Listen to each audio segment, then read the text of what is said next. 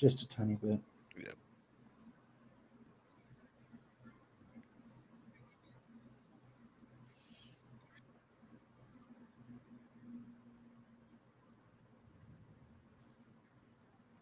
Alrighty, now that we gave this a couple seconds, let me do it on mine. This might be a better thing, anyways, just to give.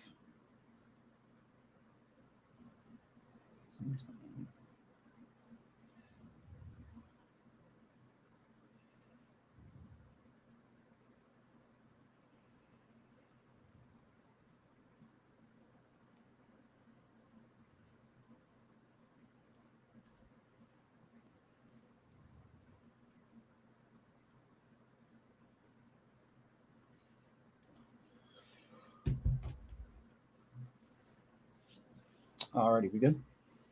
Yeah. All right, let's start this.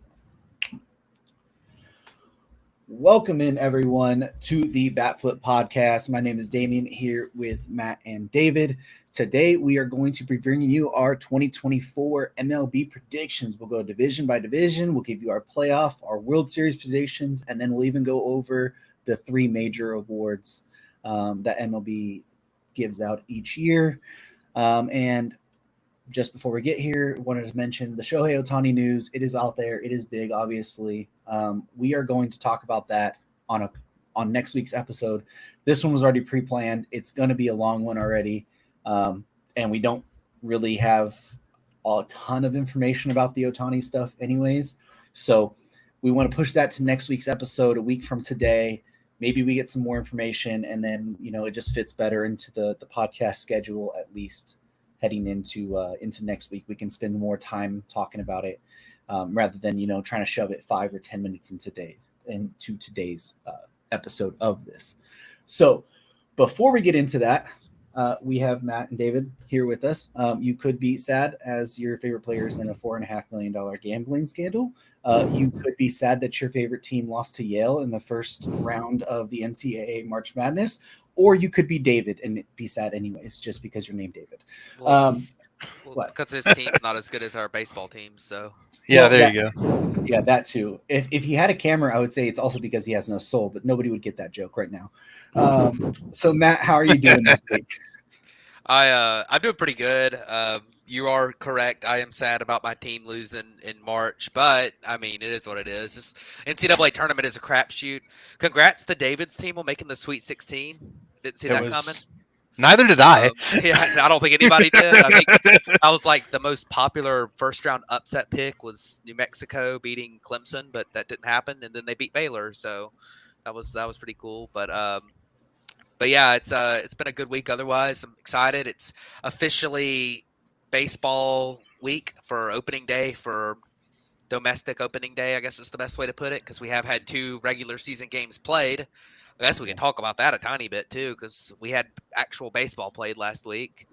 Everything's good. I'm super excited for Thursday. Strider versus Wheeler is going to be wild on Thursday. That game might be 1-0. I'm ready for the season to start. How are you doing, David? I'm doing really good. We're in the middle of buying a house and selling a different one and moving out, and it's been a bit wild. So I'm excited. It should be a fun couple of weeks. I'm gonna try to pack into the podcast, but I might miss here at some point due to moving and whatnot. But then I get some real internet, not Sky internet anymore. That's really exciting.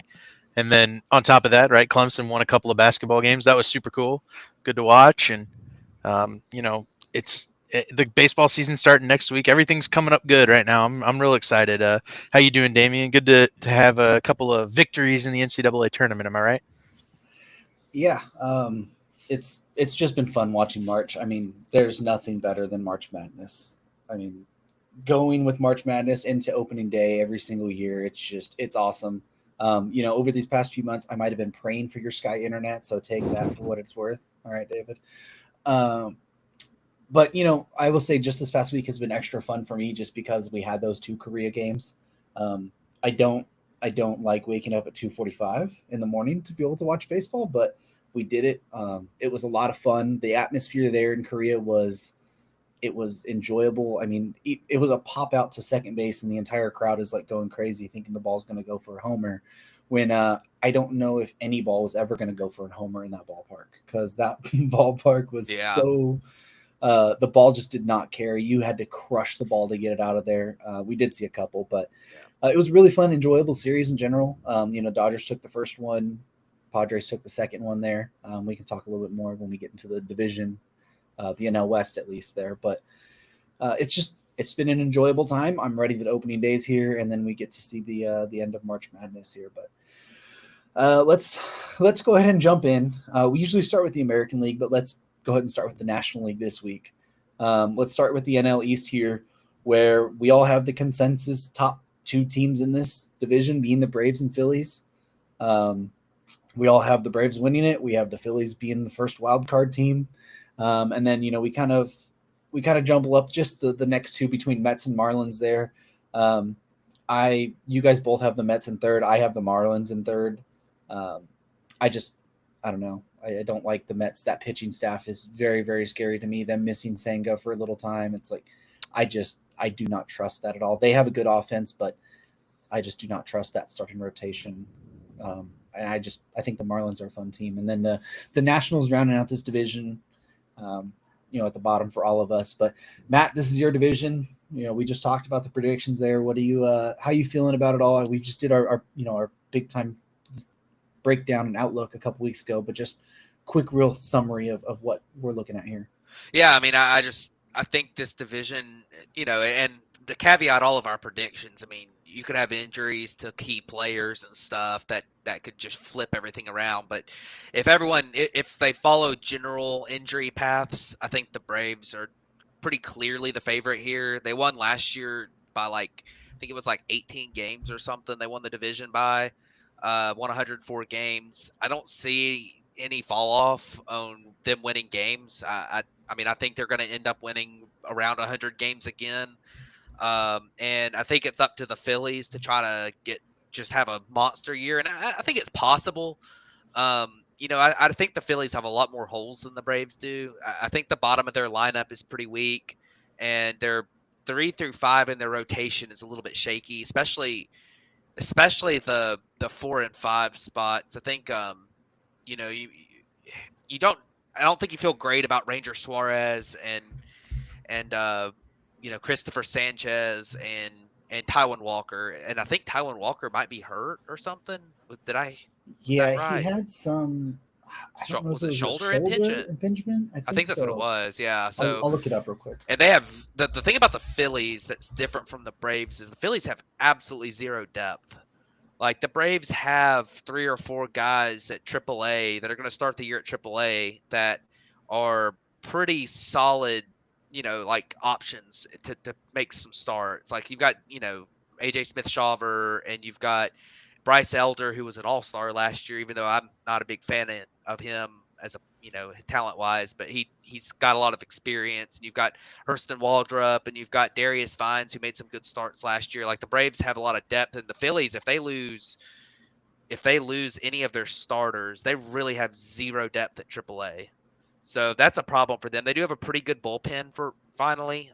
It's been a work in progress for a while, but it's gotten better. And their lineup, the back end of their lineup is a little bit more, like Johan Rojas, and I don't believe in Brandon Marsh really. And, and I think some of their guys might take a step back as well with Castellanos, and I think that like Bryson Stott probably isn't going to run like a 380 BABIP again. So I do like the Phillies. I think they're a definite wild card team. They're going to have a lot go right for them to catch the Braves, or a lot go wrong injury wise for the Braves. Like if Acuna got hurt again or something, that could flip things a little bit. And then I still like the Mets. Okay. I like their offense. I think they're fairly deep, especially after adding JD Martinez, who I'm not super high on him this year, but he's better than like their option. I think they're going to have DJ Stewart be their DH. So, I mean, JD Martinez is at least going to be an above average hitter, and I don't think DJ Stewart was going to be that. So they did add there, and they've got holes in their lineup. I mean, I don't believe in Brett Beatty. I don't really believe in McNeil, Marte, and both of those guys to have bounce backs at the same time. And I'm not really a big Bader at the plate, but I mean they've got a couple. They got Lindor and they got Pete Alonso are going to have really good years, I think. And the rotation, like Damian said, the rotation is the big question mark for the Mets.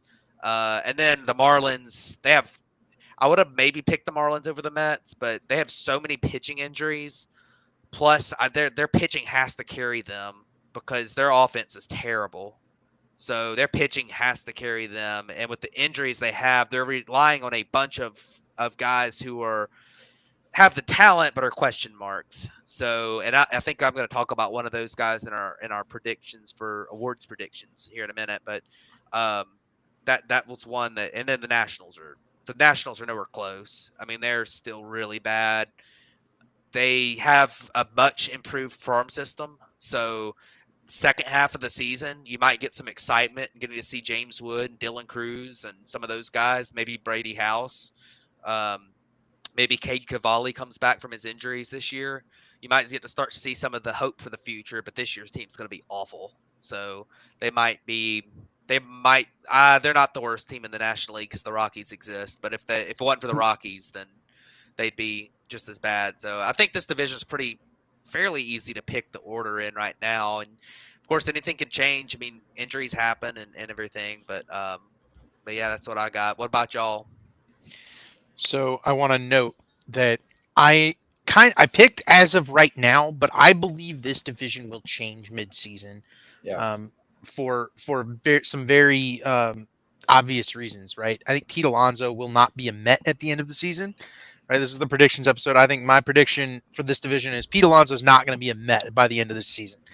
That may kick the Marlins above the Mets, I think, by the end of the season.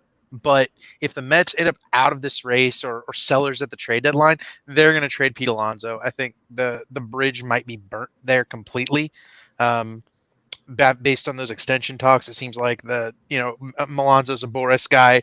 Boris has obviously been holding his clients in very high regard, and David Stearns is not going to operate, I think, with kind of that in mind, right? We saw Stearns going after Yamamoto with big money, but I don't think he's willing to give that to a 30-year-old first baseman. So my assumption is that this division changes, right? I think the Marlins may also do some trading at the deadline. Tanner Scott is a free agent after this season. If he's having a dominant year, he could be the best trade piece on the market. And then, there's a possibility Lane Thomas also moves from the Nationals, and he had a really good year last year. If he has a first half that keeps up, I think that would help. And that those three kind of are the big names, but there's obviously some other names, some controlled guys like Jesus Luzardo or maybe even I doubt the Nats would move on from CJ Abrams, but maybe somebody else in that group. Who's already at the major league level, because the Nats timeline just seems like it's so far away. To try to capitalize on that, it would be big, but it's not impossible. And trades like that would make this division change, like the order, right? The Nats keep them all together and the Mets sell every piece. I can see the Mets falling all the way to last in this division. I think 1 and 2 is obvious. Braves, Phillies. You write them in, you pencil them in, Sharpie them in. They're going to finish 1-2, barring catastrophe.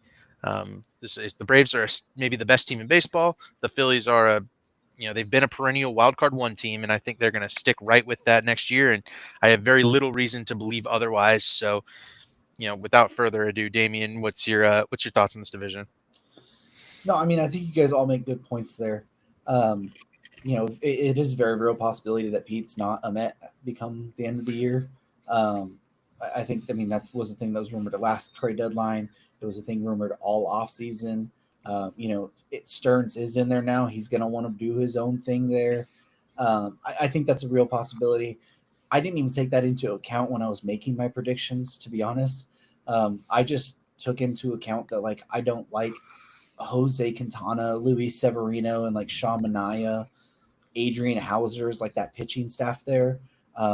I just didn't. I think the Marlins, I think Jake Berger is going to have a really good season.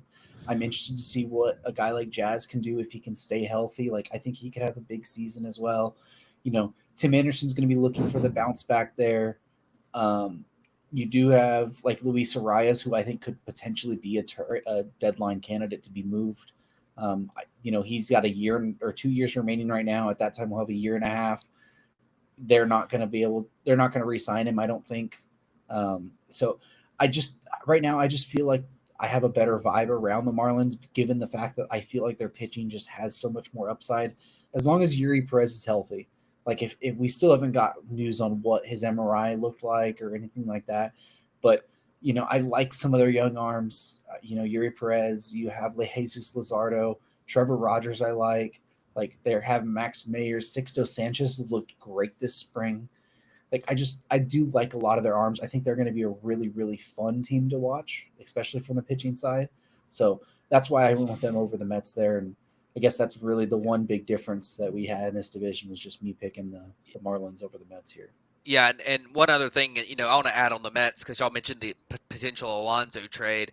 I think the Mets are going to be close enough in the wild card race to where they don't trade him. I think they're going to be I think they're going to miss the playoffs, but they're going to miss it by a game or two. I don't think they're going to be a 70-win team or something. I think they're going to win 83 games this year and be close-ish. I think their pitching staff's going to let them down, especially in the first half. But I do think that they're going to hold on to Alonso through the rest of the year. And, they might move him, but, it's possible if they really fell out of it. But I have a feeling that they're going to be a little bit better than they were last year. There was just a lot went wrong for them last year. See, and I just don't know because now that Stearns is in there, first off, this would be an opportunity to him to look at Cohen and say, look, you want to build from the farm system up. We want to just get all this money off the thing.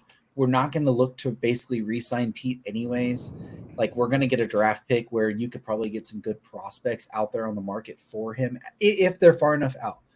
If it's at that thing where last year we didn't expect them to do Verlander or Scherzer until the last minute. This would be a last minute deal anyways, I think. But it could just be that opportunity to be look, we want to bolster the farm system even more, Steve. This opens up even more money. I just think that's where it could come into play there, knowing that, hey, it is a Boris client and maybe we're not going to go down that rabbit hole anyways. And we might be able to get better prospects than just whatever comp pick we're going to get for Pete.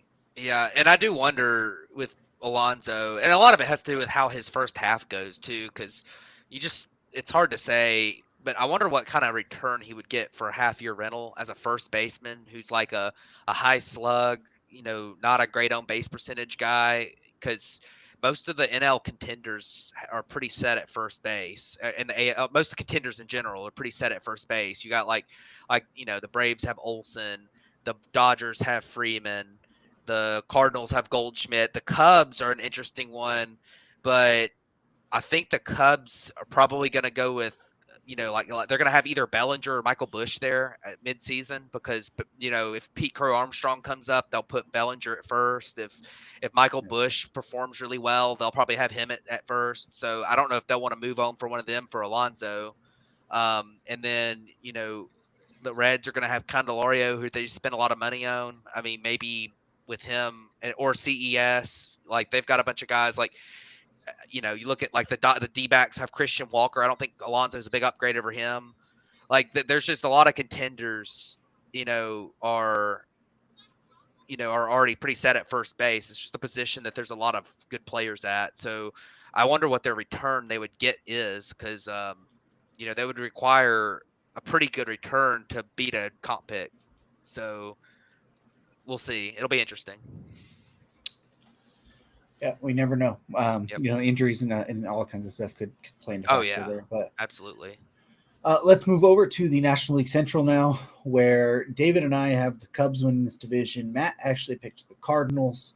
We're all kind of split on this one. David and I have Cubs Reds to begin it. He has the Cardinals third, Pirates fourth, Milwaukee last. I have Cubs, Reds, Pirates, Cardinals, Milwaukee. And then, like I said, Matt has the Cardinals winning, Cubs second, Reds third, Brewers fourth, and Pirates fifth. So I started with Matt in the NL East because it was his division. David, this is your division. Pick the Cubs to win, Milwaukee to finish last. Just kind of walk through that whole process. Yeah, so, I think our picks actually do a really good job of illustrating how many outcomes there are for this division. right? The NL Central, I think we talked about it a couple of weeks ago, is the maybe most wide open division in baseball. I think all 5 teams have a non-zero chance of winning. The Pirates are maybe the lowest chance, but that's also a team fielding a ton of rookies and guys with enormous upside like O'Neal Cruz and Jared Jones and Paul Skeens will eventually be there. Like to me, the Pirates are an enigma because where do you rank a team that has this much potential? Like they feel kind of like last year's Reds to an extent, but at the same time, it's they're back into the rotation pretty weak. But even still, I feel enough excitement about the Pirates to rank them above the Brewers, who are going in the wrong direction, in my opinion. We talked about this. Matt and I kind of talked about this around the NL Central breakdown. I have a very strong negative opinion of the Brewers offseason. You can trade away the best pitcher on your team all you want. It never works out in where you're getting better, and where the Brewers are right now reminds me of the 2020 to 2021 Cubs, where they just traded away their best pitcher. They are trying to hold it together. They've made a few signings, but at the deadline, I think Willie Adames is gone. I think Reese Hoskins might even be gone. I don't know if that would even work out. But somebody might come in with a huge package to try to pull Freddie Peralta away. There's there's nowhere to go right now, I think, for the Brewers in this division, and the offense is okay. It's they're going to be around 500. I think all 5 of these teams are going to be within 10 games of 500, which is why this division is so difficult to pick. I like the Brewers the least. I think they're going to be the ones that end up trying to pull the plug and sell at the deadline due to the kind of the loss in vibes from losing Corbin Burns, from losing their manager, all that's all those factors. That's why I have them last. Got the Cardinals third because I trust the Cardinals to always be competitive. Objectively, I don't like that team very much, but especially with the pitching staff, we've talked about it a bunch. The Sonny Gray, Lance Lynn, um, Kyle Gibson offseason to fix the starting rotation that was already quite bad. That's not enough. And Sonny Gray starting the season hurt. It's going to be a long road for the Cardinals. I think they might start off very slow and get warmed up as the season goes along. They might get some reinforcements from the minors. uh, and that to me makes this a 2-horse race between the Cubs and the Reds. I'm picking with my gut. I think the Cubs are the best team in this division. The Reds are right there. The Reds are going to be one of my wild card contenders, but they're just not there yet. I don't feel like they did enough to overcome the gap that is the Cubs being able to re-up with Cody Bellinger. The Cubs traded for Michael Busch, like Matt said. They're going to have, and they have the number 2 farm system in baseball. By mid-season, the Cubs are going to acquire somebody else wherever they're lacking. Matt and I went over all the various holes on that team. The bullpen could be suspect. The rotation could be suspect. The lineup could have some holes. The Cubs have the ammo to get that fixed, and it could come from the interior, right? If Cade Horton pops up and is really good, there's your starting rotation fix. You don't even need to go to the trade market to fix it. And they have really good hitting prospects as well. I think the Cubs have enough ammo to hold together this division. And I like the Reds. I think the Reds are a really competitive team. They're going to be fighting for a playoff spot. I think they're my number 2 team out of the playoffs in the NL. I'll provide number 1 once we do the NL West, but they're going to be right there. I think 81 to 85 wins, but I think the Cubs pull ahead to 86 to 90, kind of where the Brewers were last year, and end up winning this division. Yeah, I could see the Cubs winning the division for sure. I picked them second, but I picked them in my wild card, so I think they're going to be solid. I think that they're gonna. I think they're going to start off slow a little bit because, like David said, there's a lot of holes in the lineup. There's a lot of reasons to be optimistic that those could be filled by mid-season, by late in the season. But right now, there's just a lot of holes there. There's some young players like Michael. Like you mentioned, Michael Busch. Like he's going to be. He has struggled at the big league level, and he might need a little bit more time adjusting at the big league level. I think he's going to get the run to do it, but and there's still some spots on that on that lineup that I question, and the pitching staff I'm not a huge believer in, but I think they'll probably be good enough, especially in this division, to win a decent amount of games and to make the wild card. I actually picked the Cardinals. Um, there's something about the way that I I think that the way that last season went, I think it was just a perfect storm of suck last year for them. They had pitching injuries. They already had a fairly weak pitching staff to start the year, but then they had pitching injuries and they had, you know, underperformance on the, compared to, the batted ball data and stuff for a bunch of guys. And, they lost a bunch of 1-run games. It, I don't think, I don't think they're as bad as they were last year. And I think you're going to see some, sometimes you have a veteran team like that and they have a bounce back where they just, all the veterans bounce back on 1 year, kind of like we saw from the Giants a few years ago, where it's just like they had 3 or 4 veterans like Brandon Belt and Brandon Crawford and Buster Posey, who all just had bounce back years all at the same time, kind of a last and I think that you might see that from like an Arenado Goldschmidt type thing. And, Wilson Contreras was also, one of the best catchers in baseball in the second half last year. He had that awful start. And they had all the drama with the manager saying, "Oh, he's not going to catch anymore. He's going to be a DH." But then he ended up having a great second half.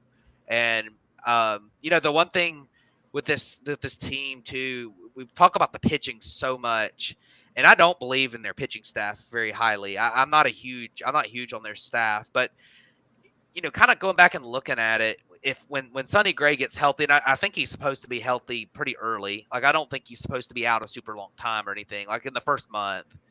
I mean, I think he's going to be pretty good. And I think that Kyle Gibson is a solid mid-rotation guy. He had pretty good metrics last year. I think he could get you around a 4 ERA, especially with the infield defense behind them.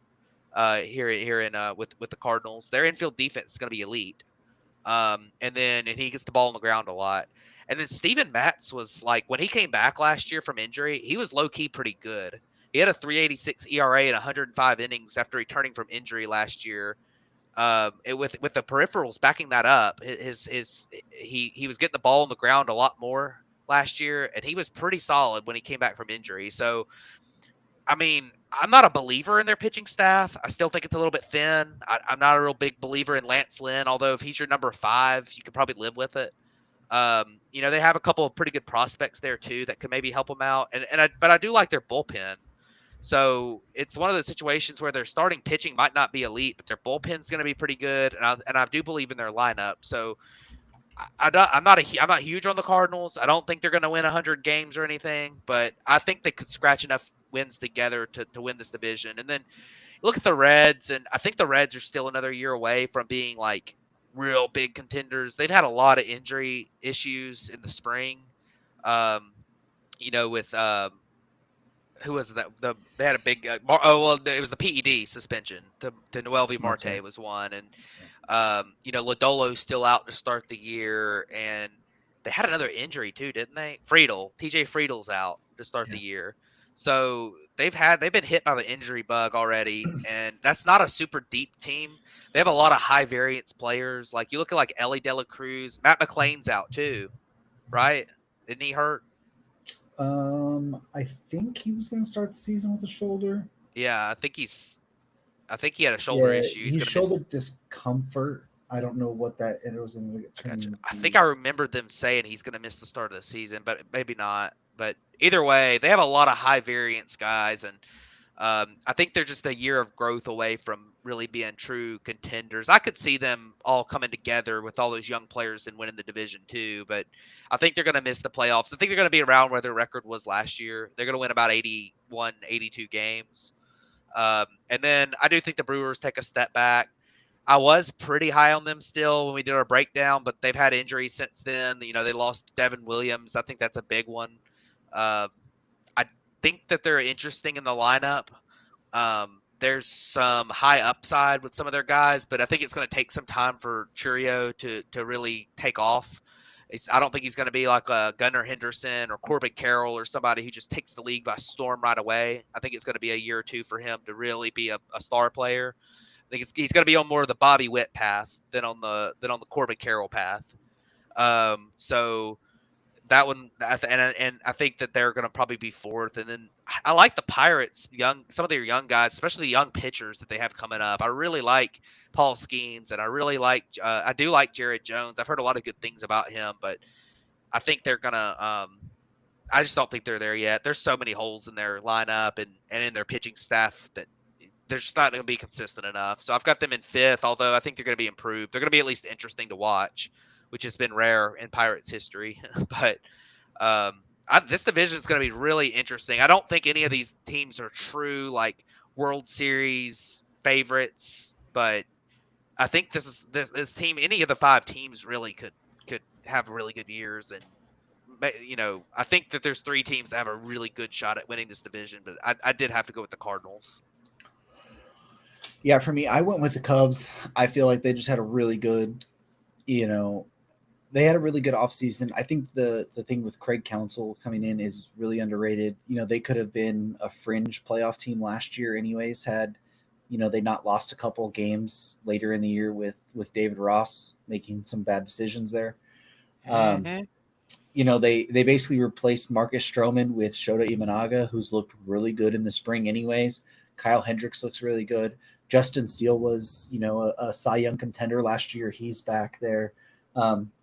Now I just need Craig Counsell to, actually put his best player on the field, and I would feel even more confident about the Cubs here. I think they need to find some way, put Nick Madrigal in center field or something. I don't know. You got to get him in the lineup. He's your best player besides Cody Bellinger.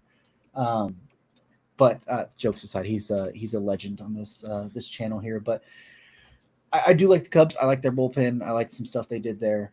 The Reds, I still think they are a really good team with, they got, Jamer Candelario. I think you'll get another year of Jonathan India back fully healthy. Ellie will, grow. He was really, really rough last year. I feel really confident in some of their guys there.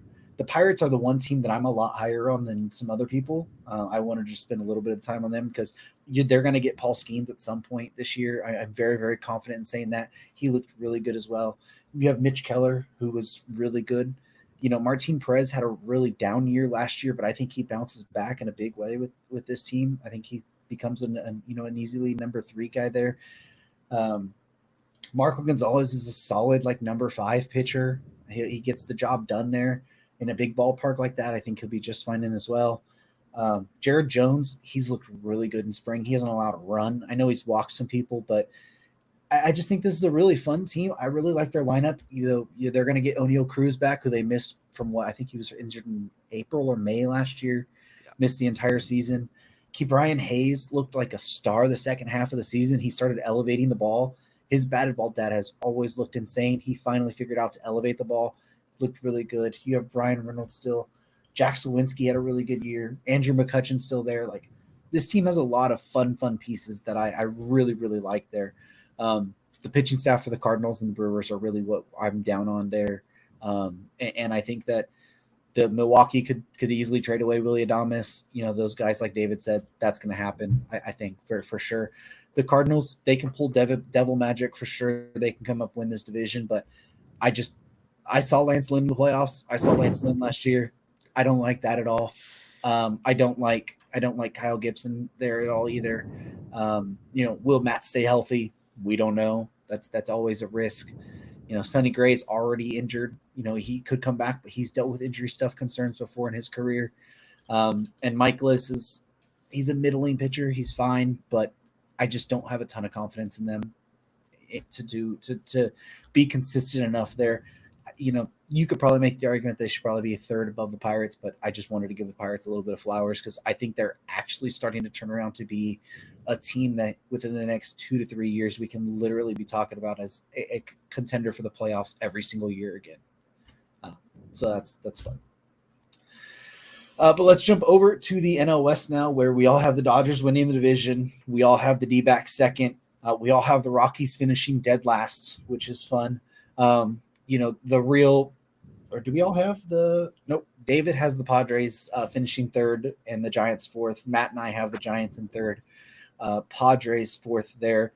I'll do a real quick thing since I'm an NL West fan. Dodgers just seem like the team to beat right now. They're deep. They have pitching. They have the top of the offense is going to be insane. I mean, we saw what, in the first 2 games in Korea, they just never went away. Even in the game where Yamamoto was really bad and only made it through the 1 inning, they still fought there. They were down by 5 runs. They'd come back, make it a 2-run game. Their offense is going to be really good. Diamondbacks, I think they proved to us all last year they could do it. Now it is the one scary thing is they have lost Eduardo Rodriguez at least to start the season to, I think it's oblique. They lost Paul Sewald. I think it was a lat. Okay, lat was Yep. Sewald was the oblique. I think Sewald was so. That happened today. Yeah, that happened today. So, that does give you a little bit of pause there, but I still think they're a good enough team. They're going to be together for another year as well. They made that run. They're going to be just fine there. Had this been last week's episode that we did this, I probably would have picked the Padres over the Giants.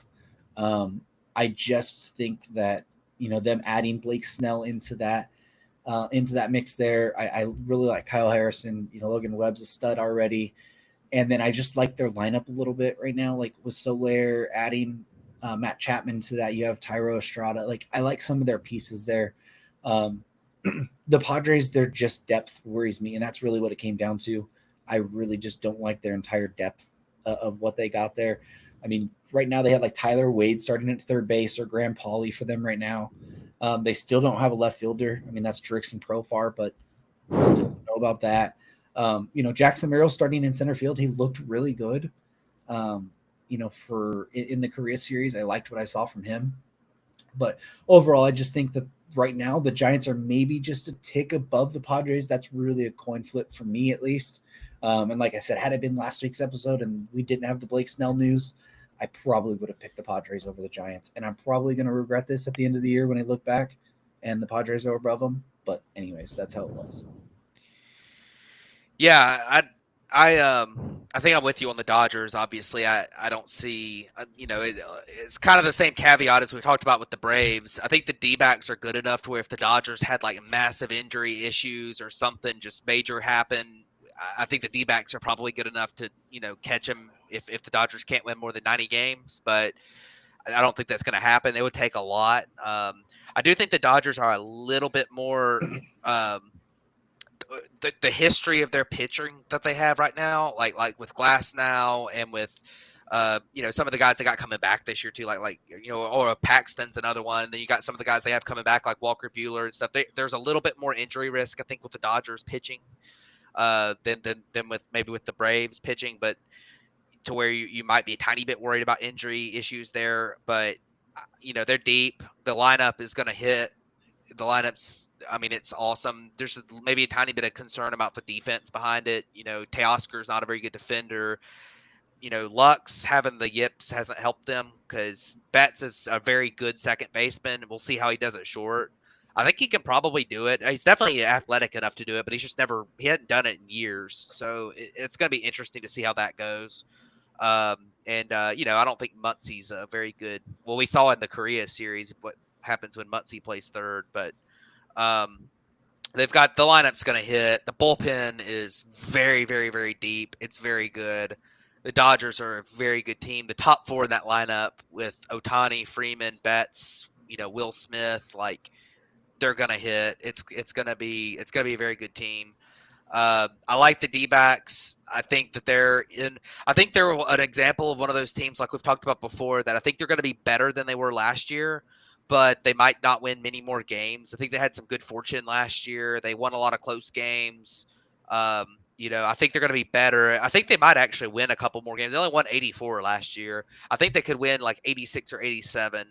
I do think there's still some holes. I'm not a big believer in their bullpen. I like the top 3 in their rotation. The top 4 really in their rotation I like. I don't know about the depth there, and the lineup I think has been upgraded. I think that I hated on I'm gonna hate on Eugenio Suarez here in a little while. I think when we talk about the Mariners, but I think he's an upgrade over Emmanuel Rivera and the ghost of Evan Longoria that they had there last year. And then I like the platoon they brought in to play to DH. With Jock Peterson hitting against righties. I think that's a really good guy to bring in as a DH. and also an experienced guy who's been a postseason performer too. So I like the Diamondbacks a lot. I think they do need to add something in their bullpen as the season goes on, but I could see I have them picked as one of my wild card teams, and I do have the Giants over the Padres. I'm not a huge Blake Snell guy, but they had like nothing in their rotation, and except for Logan Webb until they brought in Blake Snell. And I think he's at least going to be a solid pitcher for them. I don't think he's going to repeat Cy Young. I don't think he's going to do that. I think he's going to pitch to like a upper threes ERA probably, but that's a lot better than what they had pitching there. And then I do like Kyle Harrison. We'll see how he does, how he adjusts to his first full season in the big leagues. But they have reinforcements that'll come back mid-season. So if they've got Robbie Ray coming back, and Alex Cobb coming back too. And Alex Cobb actually, it sounds like he's ahead of schedule, and he might be back fairly early. So they could end up putting together a decent rotation. I like their bullpen. Their lineup, I don't think they have any stars unless they're the Jung Hoo Lee, who they signed from Korea, becomes a star.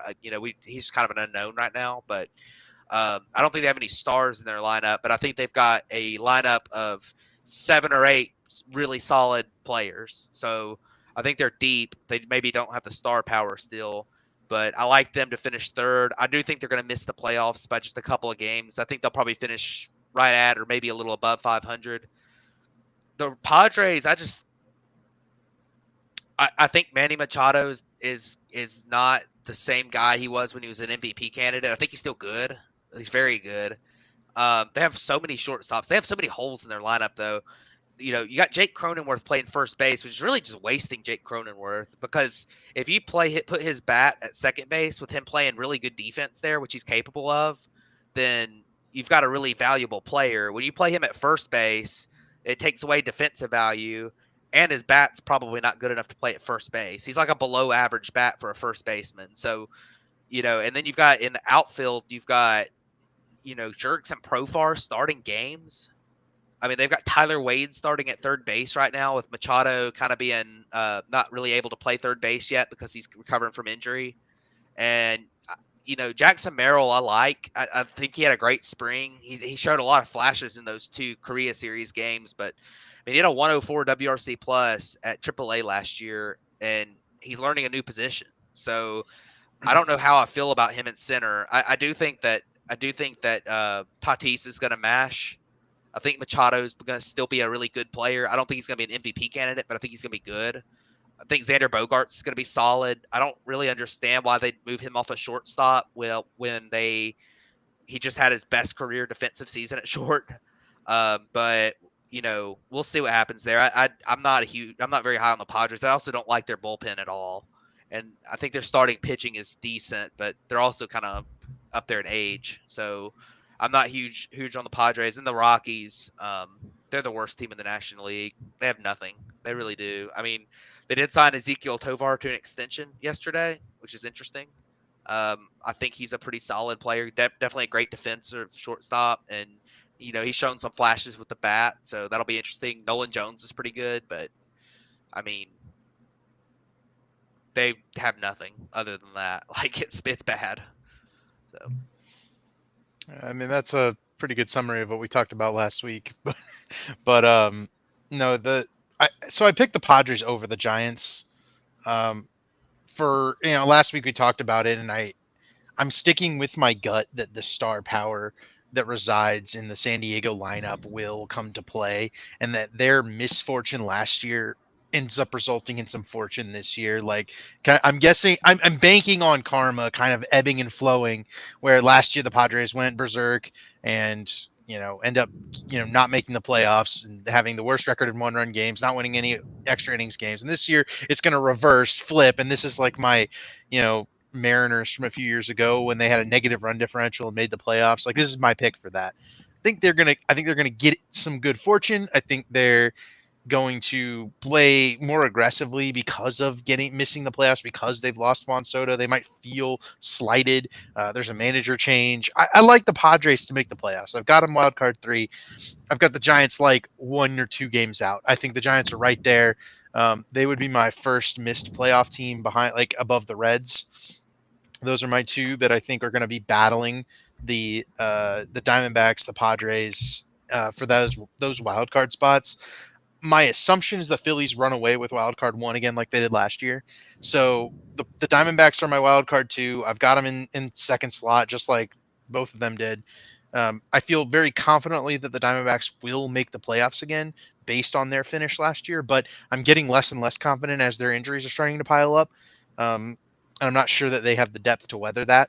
But then again, right, it's a team that a lot of those additions weren't on the roster to start last year, and they weathered it just fine last year. So I'm pretty confident in sticking that the Diamondbacks are going to win a few more games than the Padres, the Giants, the Reds, and in doing so, get that wild card too. And then I got Padres over Giants, but I think it's extremely close, just like we talked about last week. And I won't delve any further than that. Go listen to last week's episode if you want to listen to our heated debate on who's better, Giants or Padres. But I've been Padres since before last week, and even with the Snell and Cease moves, I think they kind of net neutraled out, and I still like the Padres just a little bit more, 1 or 2 games.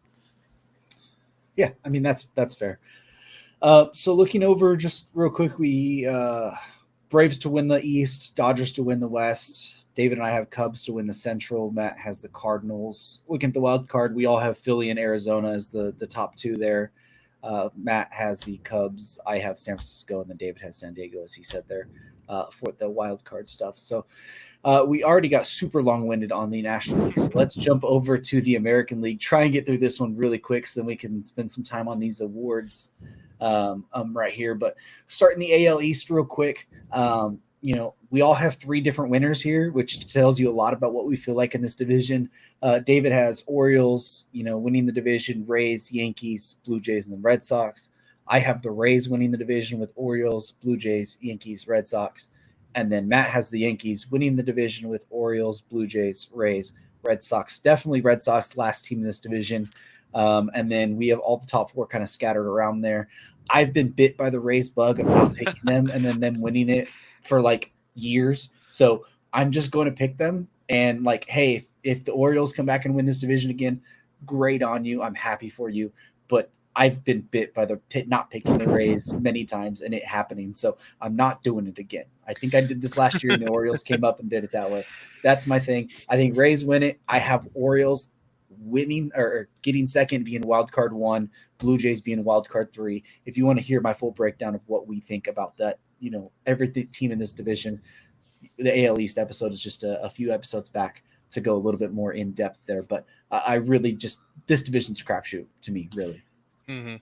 Yeah, I'll start I picked the Orioles, right? My reasoning to pick the Orioles is I am super high on Corbin Burns, and that addition is exactly what the Orioles needed. When we recorded the episode, I was begging for them to sign Jordan Montgomery. They still could. He is still a free agent. But they traded for Corbin Burns since then. That did fill the need that I saw at the top of their rotation. They have some really strong guys underneath. I'm so excited about this Orioles lineup. I feel very strongly that they're going to take the lessons learned from last year when they won 100 games. They won the AL East, but they got knocked out of the playoffs really quickly. They're going to learn from that. They're going to get out in front of this very difficult division with these young guys who now have a taste of that playoff experience and are going to ride it to a really strong season. And you'll see that with my awards picks as well. But I think the Rays and the Yankees were my 2-3, and I've got the Rays as my wild card 1, the Yankees as my wild card 3, and I've got the Blue Jays missing the playoffs. I'm wrestling with that, and I'm not confident in that pick. The Yankees had done so much, but they're hit with the injury bug so badly right now. Garrett Cole's out. I'm very nervous, but I trust that I think the Yankees they have so many resources. I think they're going to pull it out. I went Rays at 2 in this division, and like Damian said, I've definitely been bit by the Rays before. They're always going to find a way to succeed in their own little way.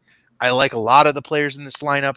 The rotation it's without Tyler Glass now, but they've pitched without Tyler Glass now a lot over the past couple of seasons, and they've been successful anyway. I'll note my favorite pitcher in this rotation later as well for the awards. So I think there's going to be some awards coming out of this division. And then, if the Blue Jays end up kind of on the fringes or out of the playoff race, we might see some trades off of that team as well. It'll be very interesting to see whether or not the Blue Jays are able to keep things close. They're probably my number 1 team out of the playoffs right now.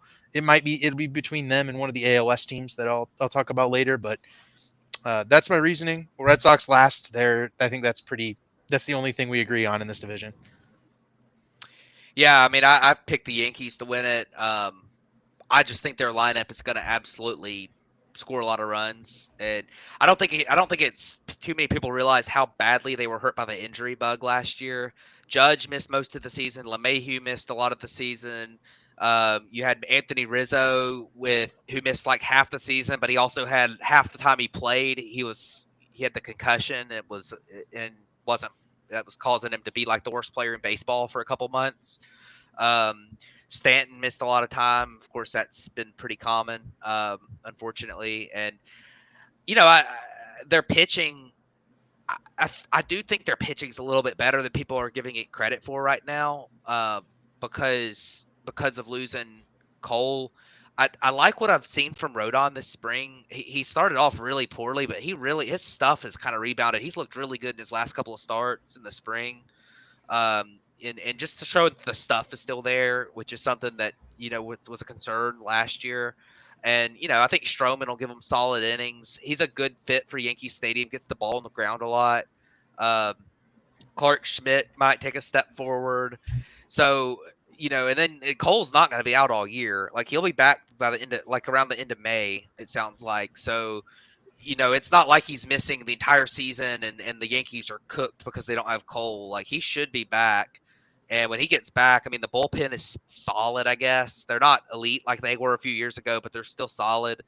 I like this team. I think they're going to score a lot of runs. I think they've got 2 or 3 guys who are going to mash, and I really like them. I like the Orioles, too. I don't think the Orioles are going to finish second by very much. I'm just terrified of their bullpen without Felix Bautista back there. They're going to be relying on Craig Kimbrell to close games. I think Yunior Cano is going to be a solid piece in that bullpen, but I don't know if he's going to repeat last year. But the rest of that bullpen's pretty barren. I mean, it's not a lot. There's not a lot there. And their rotation without Bradish for a while, he's got a sprained UCL, so we don't know if he's he might end up having to get surgery or something on it. It is a UCL issue. So, Corbin Burns is awesome. We think Grayson Rodriguez is going to be awesome this year after his second half of the year last year. But, I think their lineup's going to score a lot of runs. I'm concerned about their depth in the pitching staff. And, of course, they do have the pieces to go trade for one. That's what really separates them from the Yankees for me is, I think the Yankees are probably going to score a few more runs. And the pitching, I actually believe in the Yankees pitching just a little bit more than the Orioles. Although I really think Corbin Burns is going to be awesome. And I still have the Blue Jays. I really like the Blue Jays pitching staff. I love Gossman. I like Barrios he rebounded last year and had a pretty good year. Kikuchi's been solid for them. Bassett's pretty good.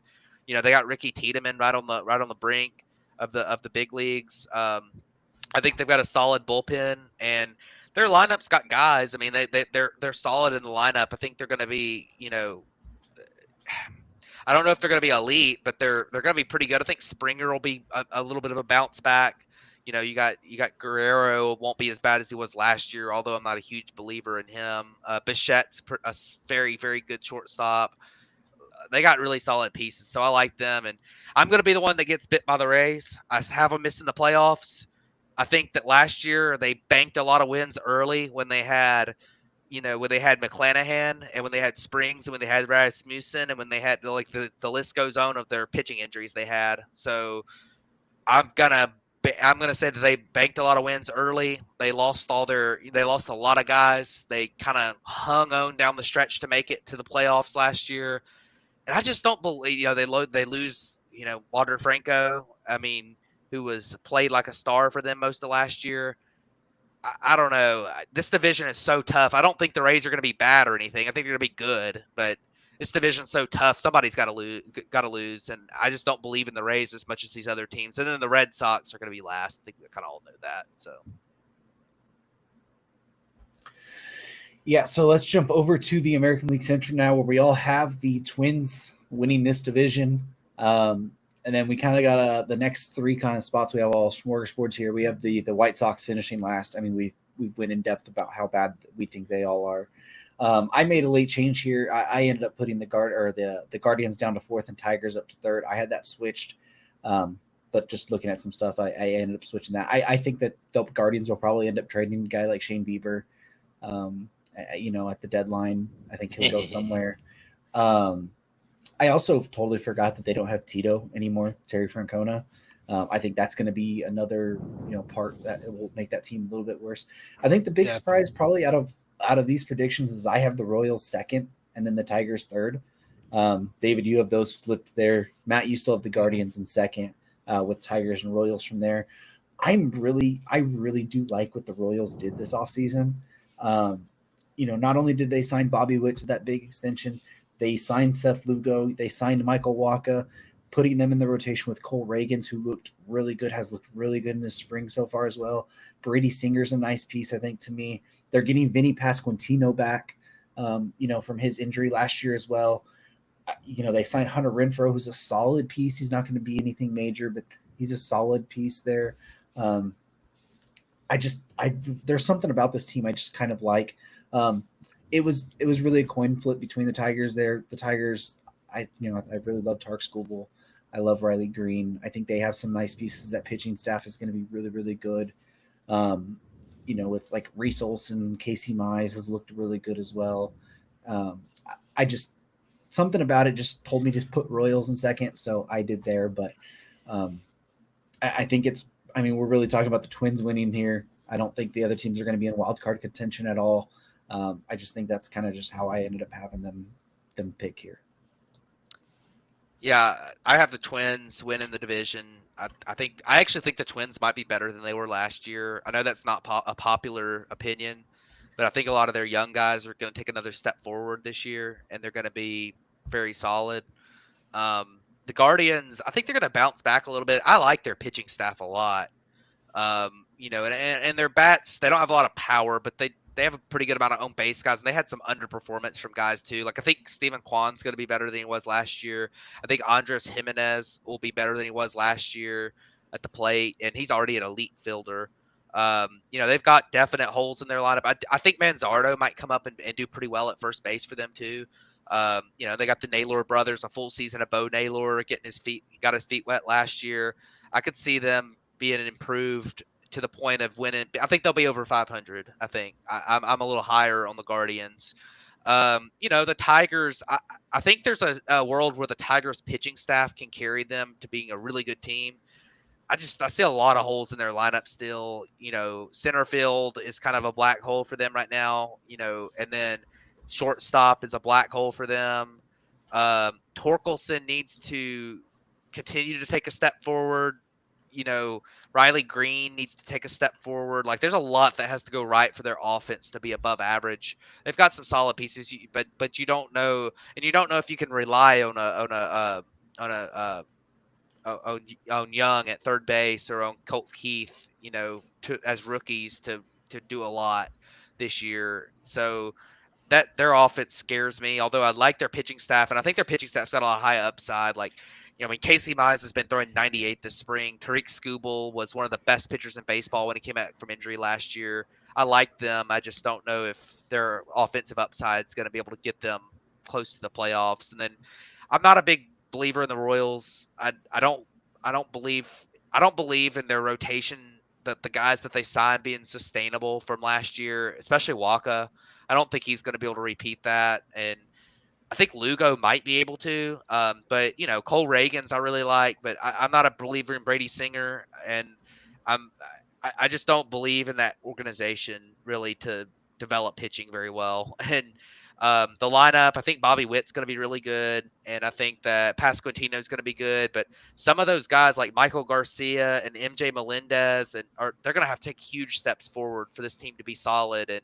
And Salvador Perez, I think, is just cooked at this point at catcher. So, like, they're going to have some things to figure out. They don't really have reinforcements to come in and really, take over. Like, a lot of times you have a team coming off 100 lost seasons. Like, they have a great farm system where you could see a scenario where they can stay afloat and then the rookies come up and bang in the second half of the season. But I don't see that with them. And the White Sox are just, that pitching staff without Cease. It was already bad with Cease, but without Cease, it is horrendous. And I do want to shout out Garrett Crochet. for getting the opening day nod. He's dealt with a lot of injuries, and I wouldn't be shocked if he actually had a pretty good year. Like I wouldn't be at all. Like I think he's a really talented guy. He's just had so many injuries, and I wouldn't be surprised if he got hurt after a month. But I'm interested. There's a couple guys that are at least interesting. Soroka's had a great spring for them too. So there's a couple guys that are going to be interesting to see how they bounce back. But that team sucks. I anticipate that one of Garrett Crochet, Eric Fed, or Mike Soroka ends up with a really good season. I don't know that multiple will, but I think one of them will. One of that group of three. That's my entirety of the analysis of the White Sox. Thank you for coming. Damian and I have the Guardians. I think we got them. I think we know exactly what's going to happen with them. That's a team that they've already have lost a ton of players to injury. On top of, I don't think being a very impactful lineup. It's Jose Ramirez, maybe Josh Naylor, maybe Andre Jimenez, and nobody else. I'm not scared of that lineup. Nobody's scared of that lineup anymore. And the teams around them improved so much more than the Guardians did. I just trust the other teams more at this point because of those improvements, because that's going to make those teams more galvanized to go forward and have more success.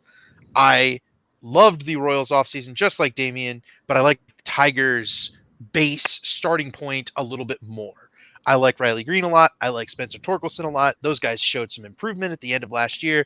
And then I love Tariq Skubal, like Damien said. I'm surprised none of us have him in our awards stock. Now I'm sitting here thinking I might need to. Oh, somebody does. Never mind. There we go. Yeah. I didn't remember, but Pay he's attention. really good. And then obviously, the Royals are made a lot of free agent moves, but a lot of them are those kind of fringy moves. So that's why I didn't have the Royals making it over the Tigers. I'm also going to say I'm really hoping for Javi Baez redemption season. I don't think it's going to happen, but we're cheering for Javi Baez as always. Twins are the best team in this division. Think they'll win it, kind of going away 10 games or more, but it'll be close early, and I think we'll see either the Royals or the Tigers go on an early hot stretch that has the Twins sweating in their boots a little bit, and then the Twins make a trade to kind of push them over the top by the end of the season. Javi Baez as a player is me on MLB The Show, just swinging at everything. Swinging at everything. No, but we all make some fair points there. I mean, it really could go either way here. So let's jump over to the American League West now, where we all have a different winner here in this division. And we all have different wild card teams and stuff from there. But, far as I'm concerned, really quick, I've kind of with the same thing with the Rays. I've hated on the Houston Astros with the Dodgers history there. I was like, I'm rooting for their downfall. It's never came. I mean, they just continue every year. So, you know what? I'm reverse psychologying this right now. Houston to win the division, and then hopefully that happens there. No, I mean, they have question marks. I think every team in this division has some question marks. I just think Houston is probably the better team here at the end of the day when everything gets back to it. If you're going to have Verlander back, if you have a Framber bounce back as well. I think Christian Javier was supposed to have that bounce up or breakout season last year. He didn't. Could see that again this year. They're going to get Luis Garcia back. You have Hunter Brown. Like, they have pitching. I know that's been a big concern is like, hey, their pitching staff. They have some guys I really do like there. The Rangers probably would have won if their pitching was going to be healthy. They're not right now. The Mariners, I love their pitching. I don't love their offense. Kind of why I kind of went with them third there. The Angels, they lost Otani. They didn't really do much to replace it there. I don't really feel confident in their abilities. And then the A's, I have at the bottom of this division. I think you could potentially even flip the A's and the Angels if you really, really wanted to feel spicy. And somebody did. I was going to say one of us here did, and that'd be David, obviously. But that's just kind of my general feel there. I mean, I think you could pick any of those top three, really. I mean, we saw them finish one game within each other last year. I think you could very much see another possibility of that again this year. But I've rooted on the Angels or the Astros downfall for so long. It's never came. So I'm trying to reverse psychology at this time and the Astros to win the division. Yeah, I went with the Mariners, which is kind of my surprise pick. I think that I really like their pitching staff, both in the rotation and in the bullpen. I think they're awesome. Um, and their lineup, I think, is going to be better than it was last year. I know that, there's been a lot of talk about their lineup, but I like Julio Rodriguez to be better than he was last year, which is hard to do because he was so good last year. But I think he's going to improve. He's still super young. There's still a lot of places he can improve. I think that they're going to upgrade. They upgraded majorly at second base with bringing Jorge Polanco. I think that's a big upgrade for them. I think Ty France is not. I don't think he's an elite first baseman, but I think he's going to bounce back over what he did last year. And I also think that just the production you got from Eugenio Suarez and Jared Kelenic and Teoscar Hernandez, I think you can at least match that with Josh Rojas, Mitch Haniger, and Mitch Garver and Dominic Canzoni if they're generally healthy this year. I think you can. I don't think you're going to like surpass the production they lost, but I think you can match it because if you look at the production they lost, it was like basically league average bats and okay defense. And I think those guys can probably bring that while you maybe get a bounce back from France and an improvement at second base. You might actually have a better offense this year than you did last year. So, and with that pitching staff, they only missed they only lost the division by one game last year. They missed the playoffs, but they lost the division by one game. So, I think it's going to be I think the Mariners are going to have a good chance this year to win the division. I don't know that they will. I have low confidence in the pick, but I'm going to pick them. The Astros, I think you're still going to be good. I still have them as a wild card team. I think that they are. I am the one that's concerned about their pitching staff because I think that Valdez showed some. He's thrown a lot of innings the last couple of years. He showed some fatigue down the stretch last year. We'll see how he does this year. I'm not a huge believer in Christian Javier. I think his stuff needs a third pitch. And I think that everyone's banking on Verlander to be like incredible when he comes back. I don't think that's going to happen. I think he's going to come back. I think he's going to be okay. I don't think he's going to come back and be an ace for them. So I am concerned about their starting pitching. Hunter Brown really needs to take a big step forward for it to be successful. And JP France has got to be better, or they're going to have to find somebody. I like their bullpen. The lineup maybe not be quite as deep as people might think. Like they've got a few holes there, but the top of their lineup. I mean, Altuve, Tucker, Alvarez, Bregman. That's a really good top of the lineup. Yanier Diaz going to be a big upgrade as offensively at catcher. I think that's going to be good. I have the Rangers missing the playoffs. Their pitching injuries, I just do not believe in their pitching whatsoever to start the season. I think it's going to be half the season before they have even slightly below average pitching. Like their starting rotation, Eovaldi, who is an injury-prone pitcher, by the way, is really their only guy that I trust in their rotation to start the season, and their bullpen is atrocious. So I'm not a believer in the Rangers pitching at all. I think they're going to have to win a lot of like 11 to 10 games and just to stay afloat through the first half of the season. And if they do stay afloat, I do think they have a chance to go far in the playoffs because of the pitching they have coming back. But I just don't think that they're going to make the playoffs. I think they're going to end up digging too big of a hole. And then the Angels, I think I like the Angels a little bit more than y'all do. Losing Ohtani is a huge deal. They're not going to be good. Some of their young guys I like okay. I like Neto. I like O'Hoppe. Shanuel's all right. They still have Trout if he's healthy for, however long he's healthy. And I think their pitching staff might be a little bit better than they get credit for. Sandoval's had some good seasons. Reed Detmers has shown flashes. Griffin Canning's shown some flashes. I don't know. I'm not a believer in it, but it's maybe not it's not as bad as they're not worse than the A's. And then the A's are really bad. They might be a little better than they were last year, but they're bad and they're not trying. So, I'm their last. I'll tell you, I have the Angels in last. I have the A's in fourth. My pick comes from a couple of reasons. Reason one is that I think the vibe around the Angels is really awful. In the clubhouse and everything. I think the Angels try to finally put together a full rebuild. It's going to have to be bad for Moreno to finally buckle up and actually go for a rebuild instead of trying to spend his way out of it, which is what he's done for the past 20 years or so since they won the World Series. Like the Angels are an organization that is flawed from the top down, and no amount of additional analytics has fixed that. Right? They've tried to just kind of buy stars and then put patchwork around them and hope it works, and it has never worked. And I like this A's team a little bit more than I think you guys do. I think they've got a few interesting starting pitchers. They've got a lot of young talent because when you're this bad for this long, you start piling up talent. That's how the A's always operate. Eventually, they start to make a rise. I'm not saying they're going to win 80 games. I think this is more of a 70-win team. I just think the Angels are going to win like 65 games. And so that's the difference. I also think the A's have, you know, they're going to have some guys get traded off, and that might drop them back down. But I think they made some interesting little moves in the offseason, and my faith in the Angels' moves, aside from Robert Stevenson, who's already hurt, was pretty low anyway. The winners of this division, I have the Rangers, and I'm betting on the offense. Right, everything that they said about the rotation, very true.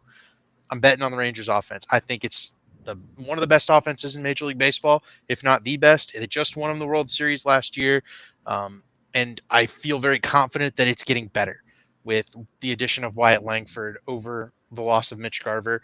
And so I think their offense can buoy them until the starting pitching gets back from Max Scherzer, Jacob deGrom, and the others. Still like the Astros. I've got the Astros as wild card too. Think they're going to be the Astros we've seen of old. The bullpen might even be better this year. The rotation maybe not so much, but as we've said, I think this is still a juggernauty type of team.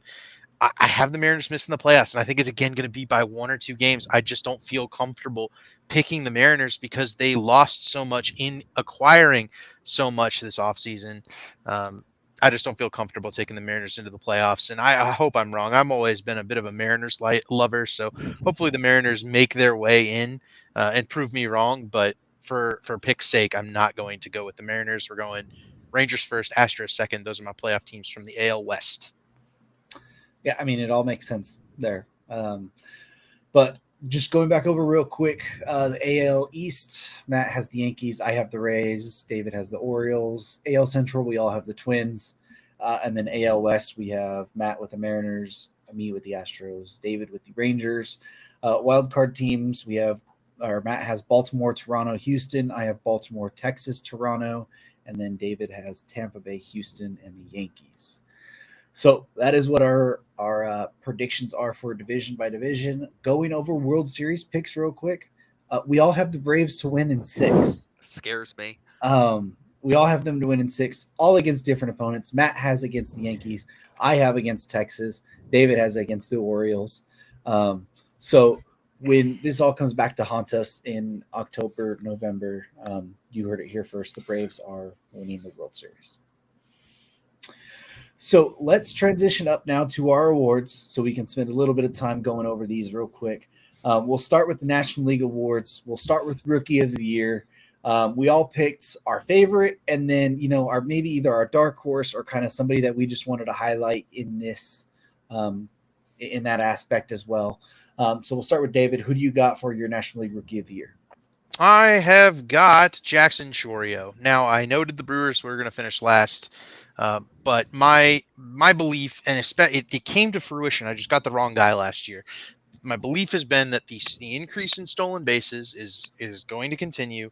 The stolen base is going to be a huge factor in awards giving out, right? The MVP last year stole 70 bases. He led the league in steals. I anticipate that happens again for both the Rookie of the Year, if the Rookie of the Year is not a pitcher, and I anticipate that it happens for the MVP.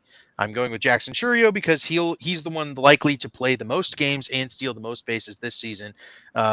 I don't know that Chourio is going to immediately become kind of a 40-40 guy. I think he's got that kind of potential, like some Matt or Damian said the Bobby Witt path, but Bobby Witt's rookie season was 2030. And that wasn't enough to win the Rookie of the Year then, but it might just be enough to win the Rookie of the Year this year. And I think that won't help that team win a lot of games, but it'll help Chourio potentially get the Brewers that draft pick. And I think that's what they're really looking for this season. My dark horse is going to be Michael Busch. who is finally getting his opportunity to play every day at the major league level with the Cubs this season. I've been high on Michael Busch since 2019. I would be very hypocritical if I wasn't saying I was really excited about his opportunity this year. His swing is compact. He makes a lot of contact. He has a really good eye at the plate. He draws a lot of walks. This is not a guy who's going to come in and Joey Gallo it and strike out 40% of the time. He's an advanced hitter. He's older, to where I believe he will come in and hit well right from the get-go. He's going to need the Churios of the world to not perform so well. He's going to need Yamamoto, maybe his teammate Imanaga to not pitch so well. But I really like me some Michael Busch this season. Good, man. Yeah, my pick's gonna be Jung-Hoo Lee to win Rookie of the Year. I think he's got a super high floor as a player. I think he's gonna run a really good on base percentage and play a really solid center field, which is gonna rack up some WAR numbers. I don't know how the power's gonna play, but I really think he's gonna be like a 3 to 4 win player right away. I think it's gonna be one of the three. There's three really big time guys that are experienced professionals that got brought over from overseas. You got Yamamoto, Imanaga, and you've got Jung-Hoo Lee. And I trust the transition for the hitter more than the two pitchers. I think the two pitchers are going to be, I think they're eventually going to be good, especially Yamamoto, but I think it's going to take them a little bit of time to adjust. I mean, we already saw Yamamoto in his first outing really struggle, and I think he's going to end up being really good, and probably sometime halfway through the season, he's going to be really good. But I think that Lee's going to kind of jump in and be a really solid everyday player and win this award. My dark horse was actually Max Meyer. I really like his stuff. I think the Marlins have done a great job with pitching development as well. And I think that Max Meyer is just a guy that if he stays healthy, I could see him just really fitting into that rotation. He's on the opening day roster. He's immediately in the rotation. The innings limit might be a concern, but I just wanted to highlight him as a guy that's kind of been forgotten about a little bit. But I really think his stuff will play if he's able to stay healthy. And, I think he's a solid I think he's going to be a good option for them. So I wanted to highlight him, pick him. Yeah, so as far as my picks go, I don't think I've ever picked a homer player to win an award. It's just not like I could have easily picked Yamamoto here, but I feel it's too much of a chalk pick, especially for me being a Dodger fan. So I didn't do that. I ended up going with Jackson Merrill. I was really, really surprised with what I saw in spring from him. And then the 2 Korea games, actually seeing him in person and just the way he looked at the plate and even in the field, like he looked like a natural in center field. I don't even think that transition is much of a problem for him. He looked really advanced at the plate. Some of the swings he was doing were really, really good swings. I just do really like what he's able to bring right now. This rookie class is so loaded there. But I think Merrill is – I think he's going to have a really, really good season. And I didn't want to pick one of those, one of the guys who were coming over who were a professional before. I didn't want to do that. And I know that Churio and that stuff, those are all picks that people expect. I like to kind of go usually a little bit off board a little bit. So I went with Jackson Merrill there. For my dark horse, I went with Kyle Harrison. Harrison's been a guy who I've been super, super high on for 2 years, ever since he was drafted. I hate that the Giants have him, but I think he's going to turn out to be a really advanced top of the rotation type pitcher. I don't know if that's going to be exactly this year, but he has all of the stuff to put it together. And I would not be surprised if, he does that this year after struggling the last couple years. Last year he really struggled between AAA and in his 7 games in the majors, he had a 4.15 ERA, but FIP of a 5. I think he's able to turn that around. I think he finds, that strikeout pitch again. I really like Kyle Harrison this year as a dark horse, kind of under the radar type of rookie of the year type thing. So let's jump over to Cy Youngs. So David, why don't you go ahead and start with your Cy Young real quick? Yeah, so my NL Cy Young, I did the thing that Damian said never to do. I did the homer pick, but Justin Steele was in the Cy Young candidacy for 3/4 of last season. He fell off just a little bit down the stretch, but he's the big lefty who is dabbling in adding a third pitch to roll with the the rising fastball and the sweeper. He's just really consistent, and watching him day in and day out is a treat. And it's the first Cubs homegrown draft pick in a long time to have worked out in the major leagues, and it's fun to have a guy who can legitimately be talked about in the Cy Young conversation. And I plan on him repeating. I don't know that he's not the favorite, and he's certainly not gonna be, one of the guys that gets mentioned here elsewhere. These guys are going to pick up, I think, the crumbs I left on the table. My a dark horse is a fun one, though. I'm betting on the Atlanta Braves magic coming back for Chris Sale. I think Chris Sale to the Braves is the most obvious resurgence. Where did that come from? Cy Young potential season ever. And he might only throw 120 innings, but they're about to be 120 innings of like 2 ERA ball. I'm 100% convinced that Chris Sale is about to have just a monster season. And I don't know how long that monster season is going to be, but he's going to be, I think, really, really good pitching for the Braves. He already signed the extension. He's obviously comfortable there. This is a match made in heaven. He's got all the stuff in the world, and he's only 35. It's not like he's entered like the ultra decline. His stuff was really good last year, and I'm fully pilled on Chris Sale having a good season this year. And maybe he won't win Cy Young, but I think he'll at least be in the conversation for the innings he does pitch. Yeah. Chris Sale was throwing 97 today. Yeah, I'm telling you, man, it's coming. It's coming. But yeah, I went with. I don't think it. I mean, it is a homer pick because I'm a Braves fan, but I'm pretty sure it's the favorite anyways for pretty much everybody. Spencer Strider, he came into the spring throwing a curveball, which he already had maybe the best fastball in baseball and one of the best sliders in baseball, and now he has a third pitch that has been just it. I don't think it's been touched this spring, and then his changeup's pretty good too. I don't think people really realize it that much. He had the best peripherals of any pitcher last year in the big leagues. His metrics were insane. He had a little bit of really bad luck on batting average on balls in play and just guys getting and stranding runners. He's had inherited runners score as well last year.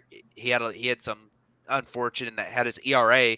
Everyone's talking about his ERA is not his ERA was still like top 10 in the National League last year. It was just he had some bad luck on stuff too. Like he is incredible. I am a tiny bit concerned about injury with him just because he has had Tommy John before when he was in college. He's not the biggest guy. He's kind of that. He's not your prototypical like workhorse build, and he throws so hard. So there is a little bit of injury concern for me with him. But I mean, I don't see unless he gets injured. I think he's going to win the Cy Young.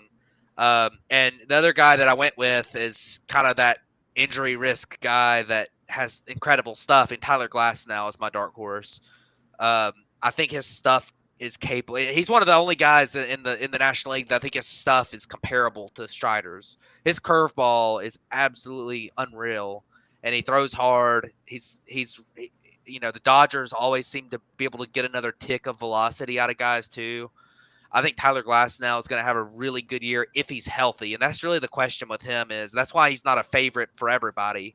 He's got to be healthy for it to happen, and that's never happened in his career. So we'll see. Maybe he'll stay healthy and he'll give Strider a challenge, or whoever else might be up there, Gallen and Steele or whoever. And then this is an award that was won by Blake Snell last year. So it's like, and that was totally off the off the radar last year. So I think that the Cy Young is something that someone can pop up out of nowhere. But I really like Glasnow to be a dark horse for this year.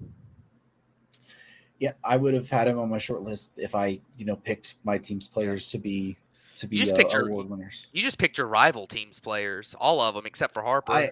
I did notice that, but I don't know if that's West Coast bias or what. But when I was just going through, I think it's I'm trying really hard not to be a homer thing.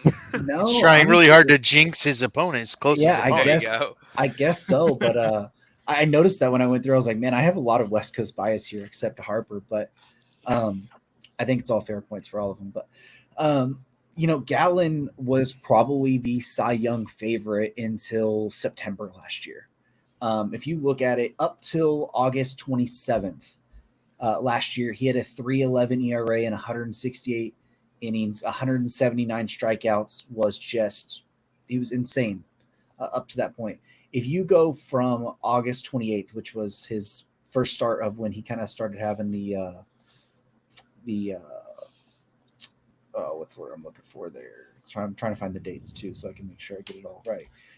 Through the end of the season, he had from August 28th through the end of the season in 7 games and 42 innings, he had a 4.93 ERA and had 41 strikeouts there. So about 1 strikeout per inning there, which is down from what his average was. I think he just got wore out a little bit. Honestly, I think he got run down at the end of the season. I think he's going to come back healthy this year. I think he's going to have a really good season. He's disgusting. That changeup is one of the best in the league. He pairs it really well with his fastball and his slider. And I think they're trying to take that next step in Arizona. He's going to be a big part of that as well. So I really think that Gallen's just going to not have that last hurdle that he has to get, or get over that last hurdle he has to get over, which he didn't last year to do it. Now, hear me out on my breakout. It's not breakout. It's the dark horse. All right. I got bit by this when he got traded to San Diego. I said, Blake Snell will win the Cy Young this year. He, in fact, did not win the Cy Young that year. It had probably his worst season in his career. Him going to San Francisco, I'm not picking him as my favorite. Him going into San Francisco is going to be a ballpark that fits his pitching style really, really well. I think he also pairs into that rotation very, very well. And I think he's going to have a little bit of a chip on his shoulder after this whole offseason, the way that this whole thing played out, him not getting the contract he thought he deserved, everything like that. I think he's going to go in there and have another great season. His stuff has never been the issue. It's always the walks.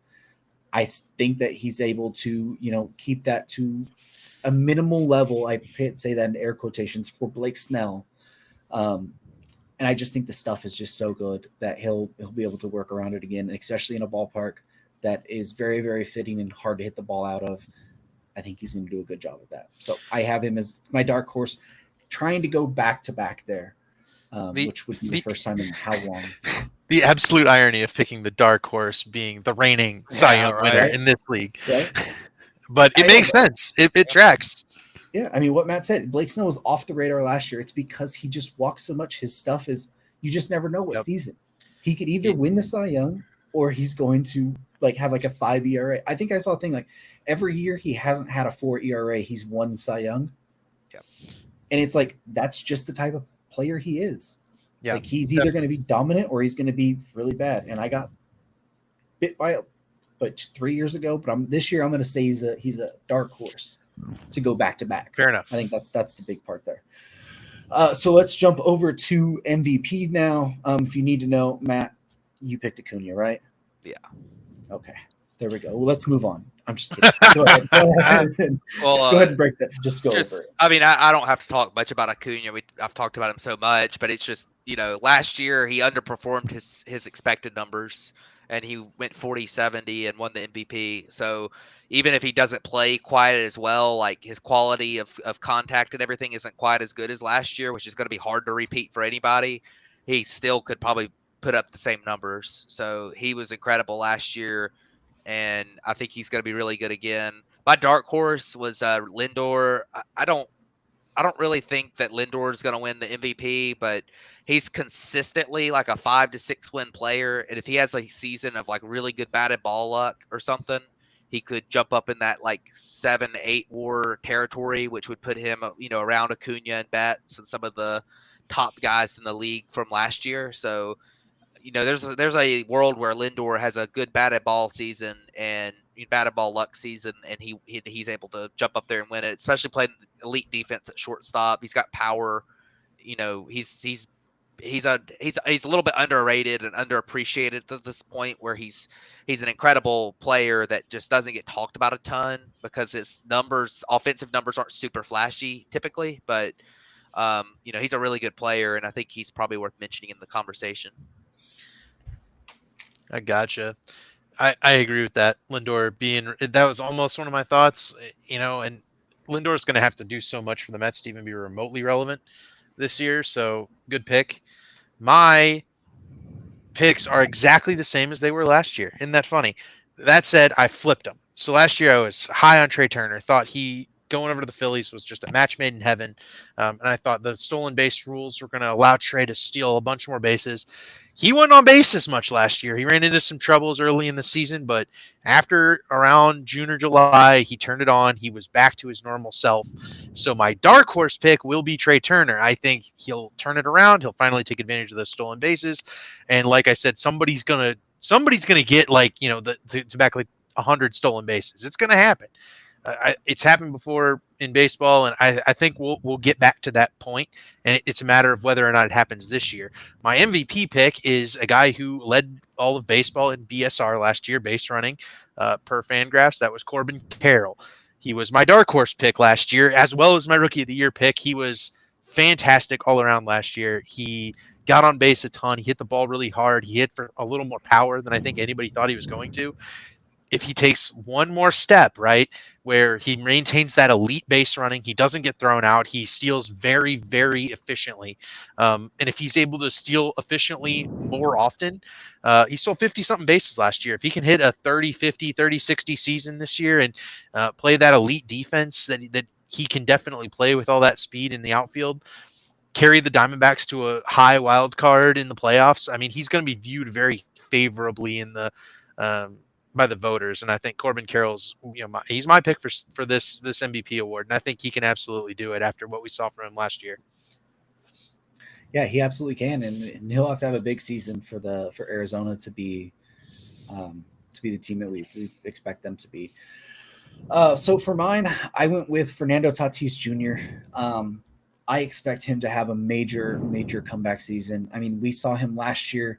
He had a really good season after, you know, dealing with the shoulder injuries, and then he had the motorcycle wreck, and then the PED suspension. I mean, there was so much that happened within Tatis from, you know, last time he played in 2021, and in 2023 he had a really good season, even considering the shoulder injury, which we see players usually have to bounce back, you know, a full season, maybe even 2 seasons before they really start getting healthy again.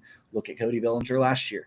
I mean, that was, you know, that happened in 2020, and he didn't become himself until 2023 again. And if you look at like Tatis's, you know, baseball savant page, like it's not that far off of what he was in 2021. You know, he's still like 85th percentile or above in almost every hitting category except barrel percentage. And like his expected batting average was like 30 points lower than what it should have been. His expected slugging was lower, or was higher than what it should have been. Like he was still really, really good last year while also becoming like an elite defensive outfielder, which that's, you know, he's not going to worry about switching positions again now. Like he has that in line. I just think he's in for such a big season, especially not having Juan Soto now. He's going to have to step up and take it to that next level. I think all of those factors into one thing. I think Tatis is just primed for that launch off season again and get him back to the trajectory of what we saw his first, you know, 2 years there. And get back to kind of the player. I don't know if he'll be the player that hits 280 with 42 homers and has like a 975 OPS, you know, again like that. But I think you could see a guy who's going to have 30 plus homers. He's going to hit 270 and have, you know, closer to a 925 OPS or something like that. But I think he's primed for that again. You know, it is also funny. We were talking about here, you know, the reigning Cy Young, we picked him as the dark horse here.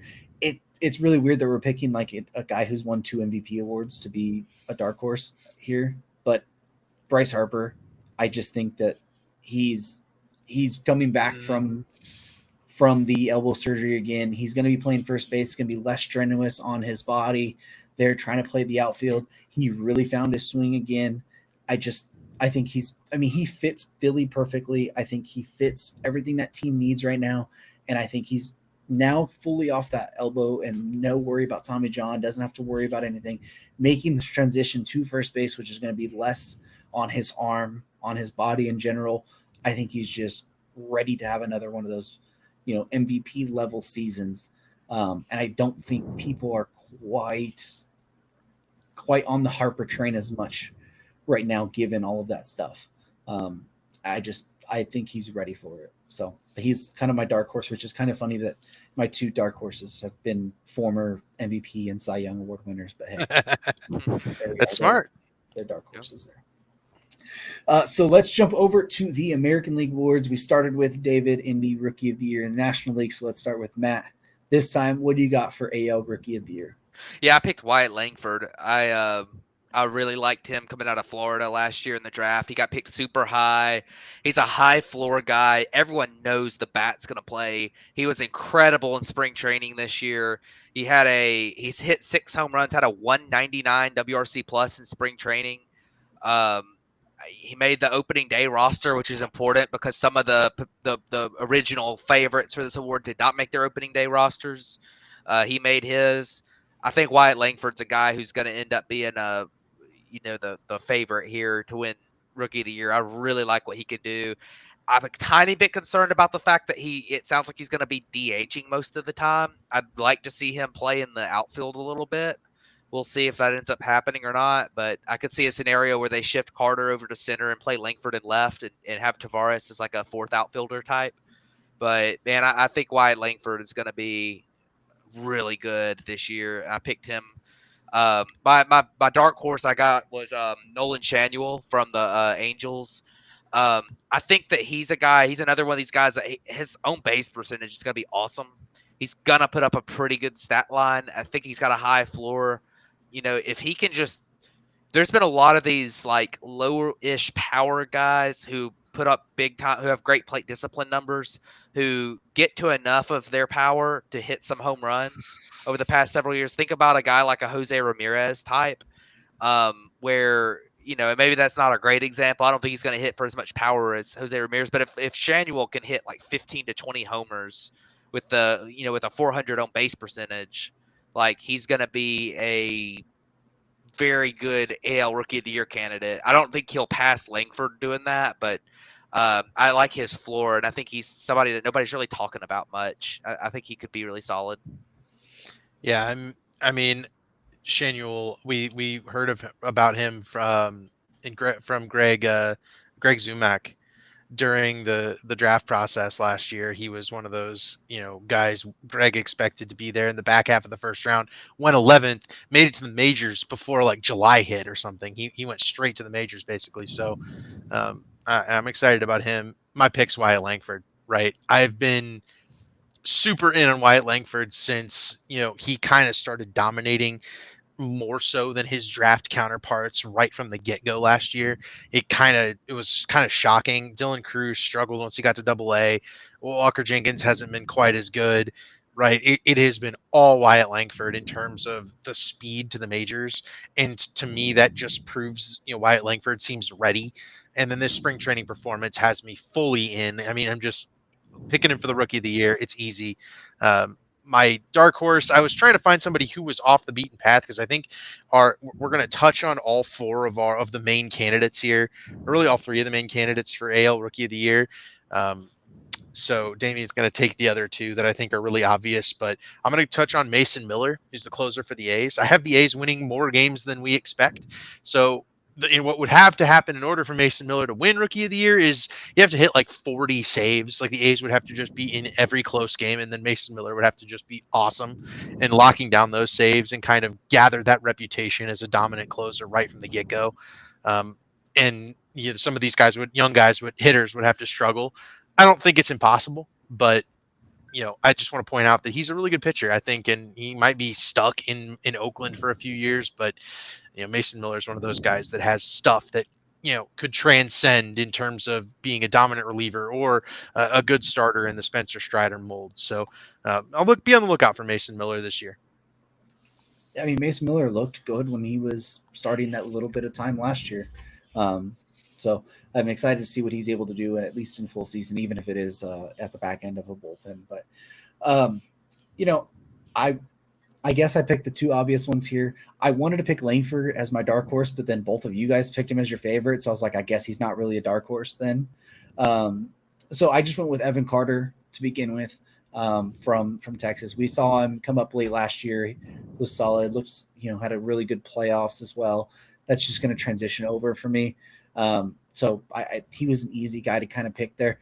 Now, with that being said, if this guy was called up, if he was starting the season on the Major League roster, he would be my slam dunk Rookie of the Year. It's Jackson Holliday from the Orioles.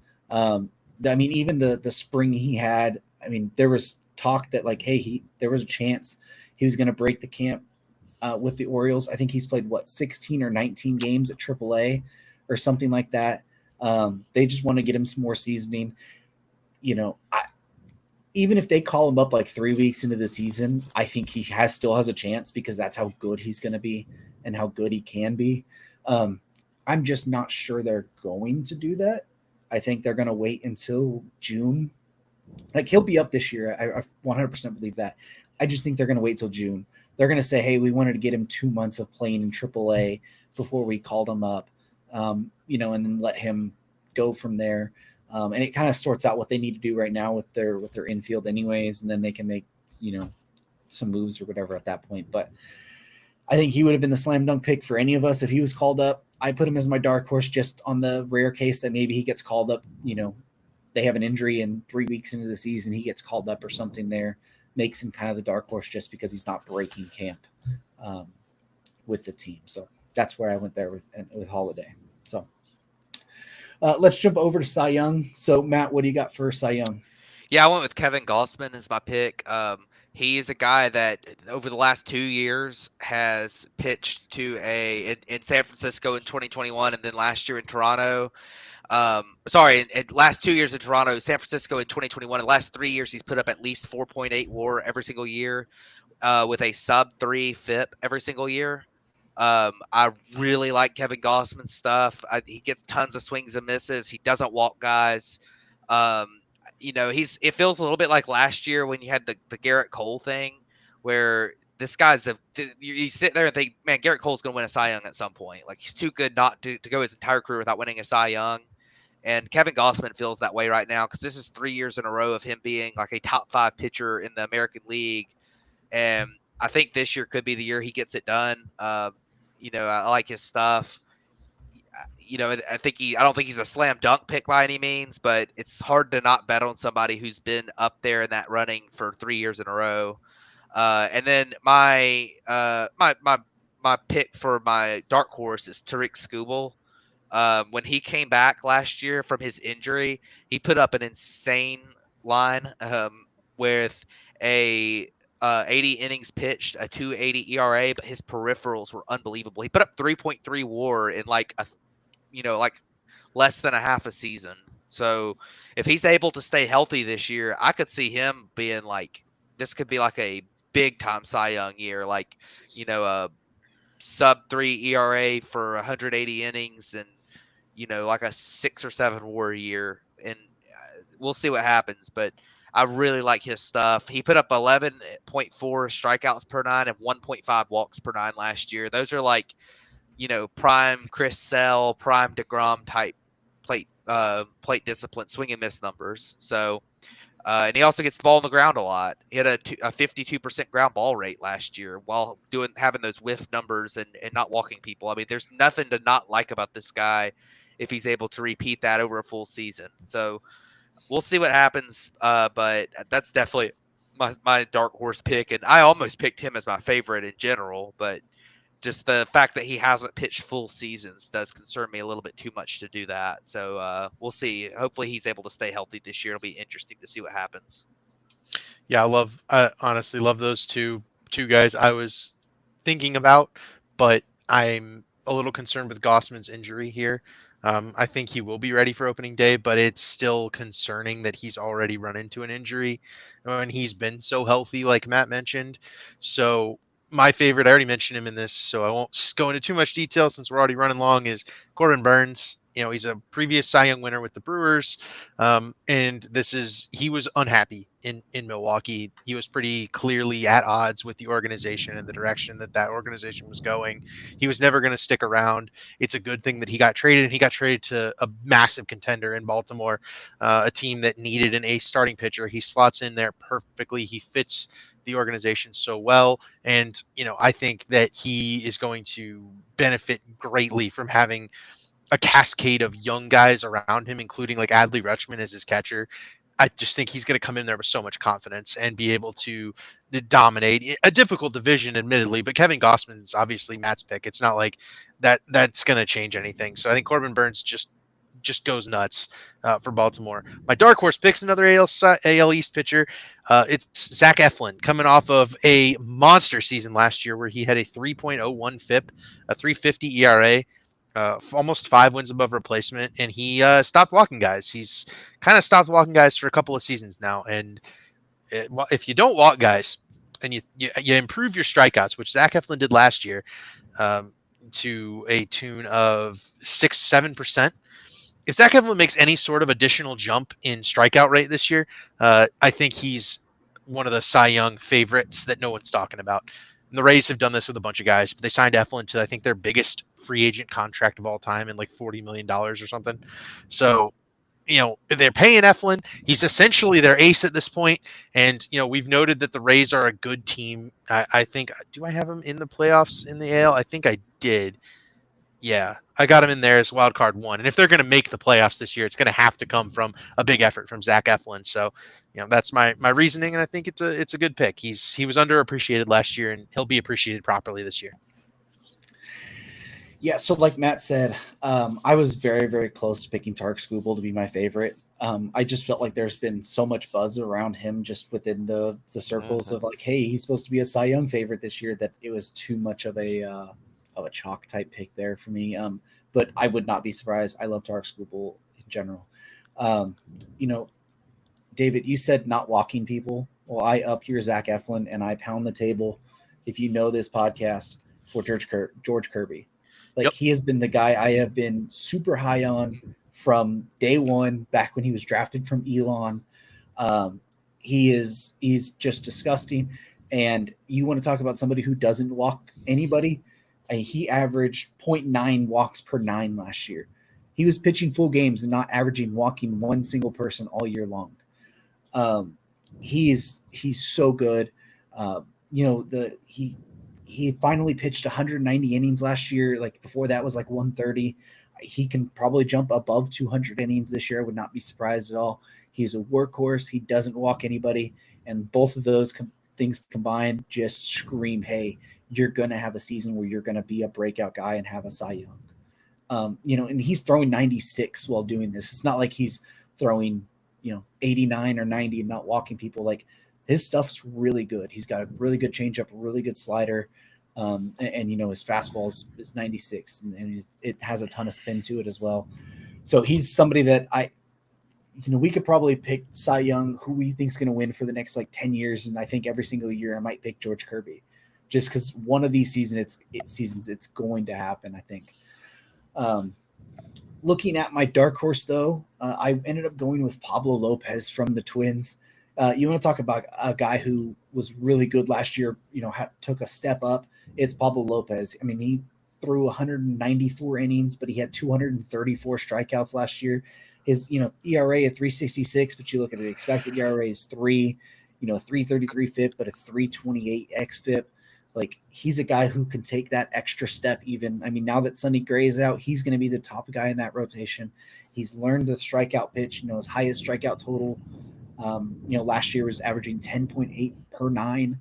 Like, he's primed for one of these seasons of having a Cy Young level season, because he was damn near that level last year anyways. But now he's going to be the top guy in his rotation. He was kind of overshadowed by Sonny Gray last year. I mean, Sonny Gray was in his rotation, had a really dang good year too. And I think Pablo Lopez flew under the radar a little bit because of that. I think this year, now that he's at the head of that rotation, you'll see his name mentioned a lot more and potentially in Cy Young conversation. So that's for that. So let's jump over to MVP real quick. So Matt, who do you got for MVPs? I picked Juan Soto for the American League MVP. I just think that, going to New York, it's a contract year for him. He's in a situation where he's going to be, the team's probably going to be really, really good.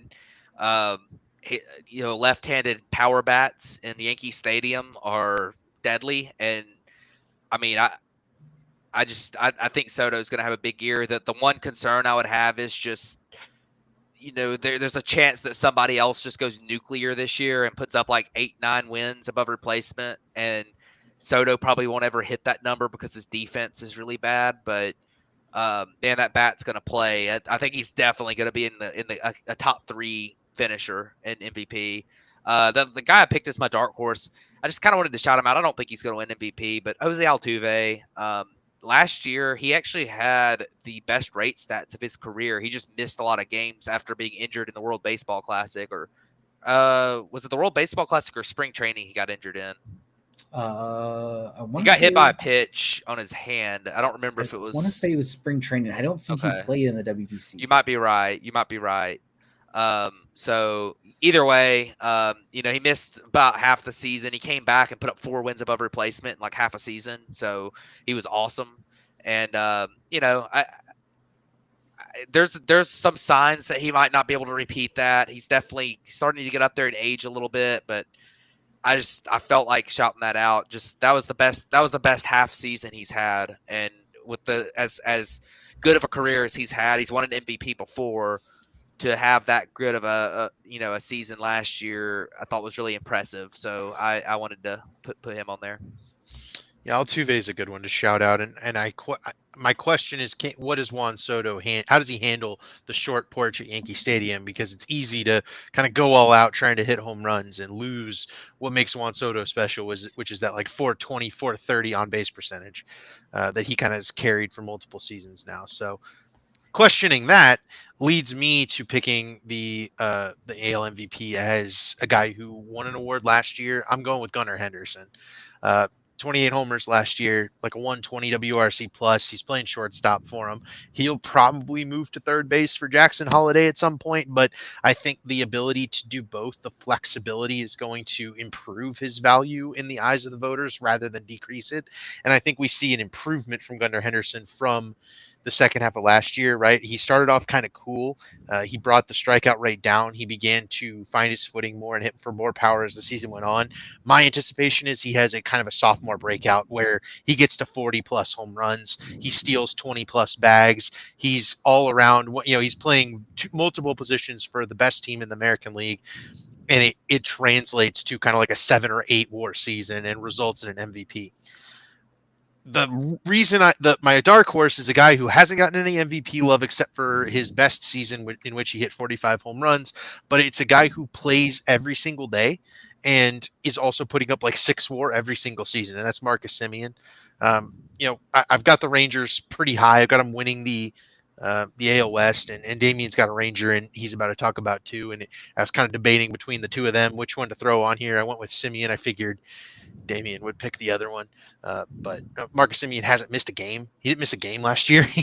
and eventually you'd think that might wear and tear on his body, but he's shown the ability to do it. He also plays some of the best defense at second base in the majors. And, we know that he can hit 45 home runs if the wind blows right, I suppose. He hit 30 last year and, was one of the most valuable players in the American League. I think he was second behind Shohei Ohtani in total WAR for American League players. So, I like Marcus Semien to do that again. He's just a very consistent guy, and he plays every game. And I think that's important when it comes to winning these awards. So that's my dark horse. And Damien, what you got?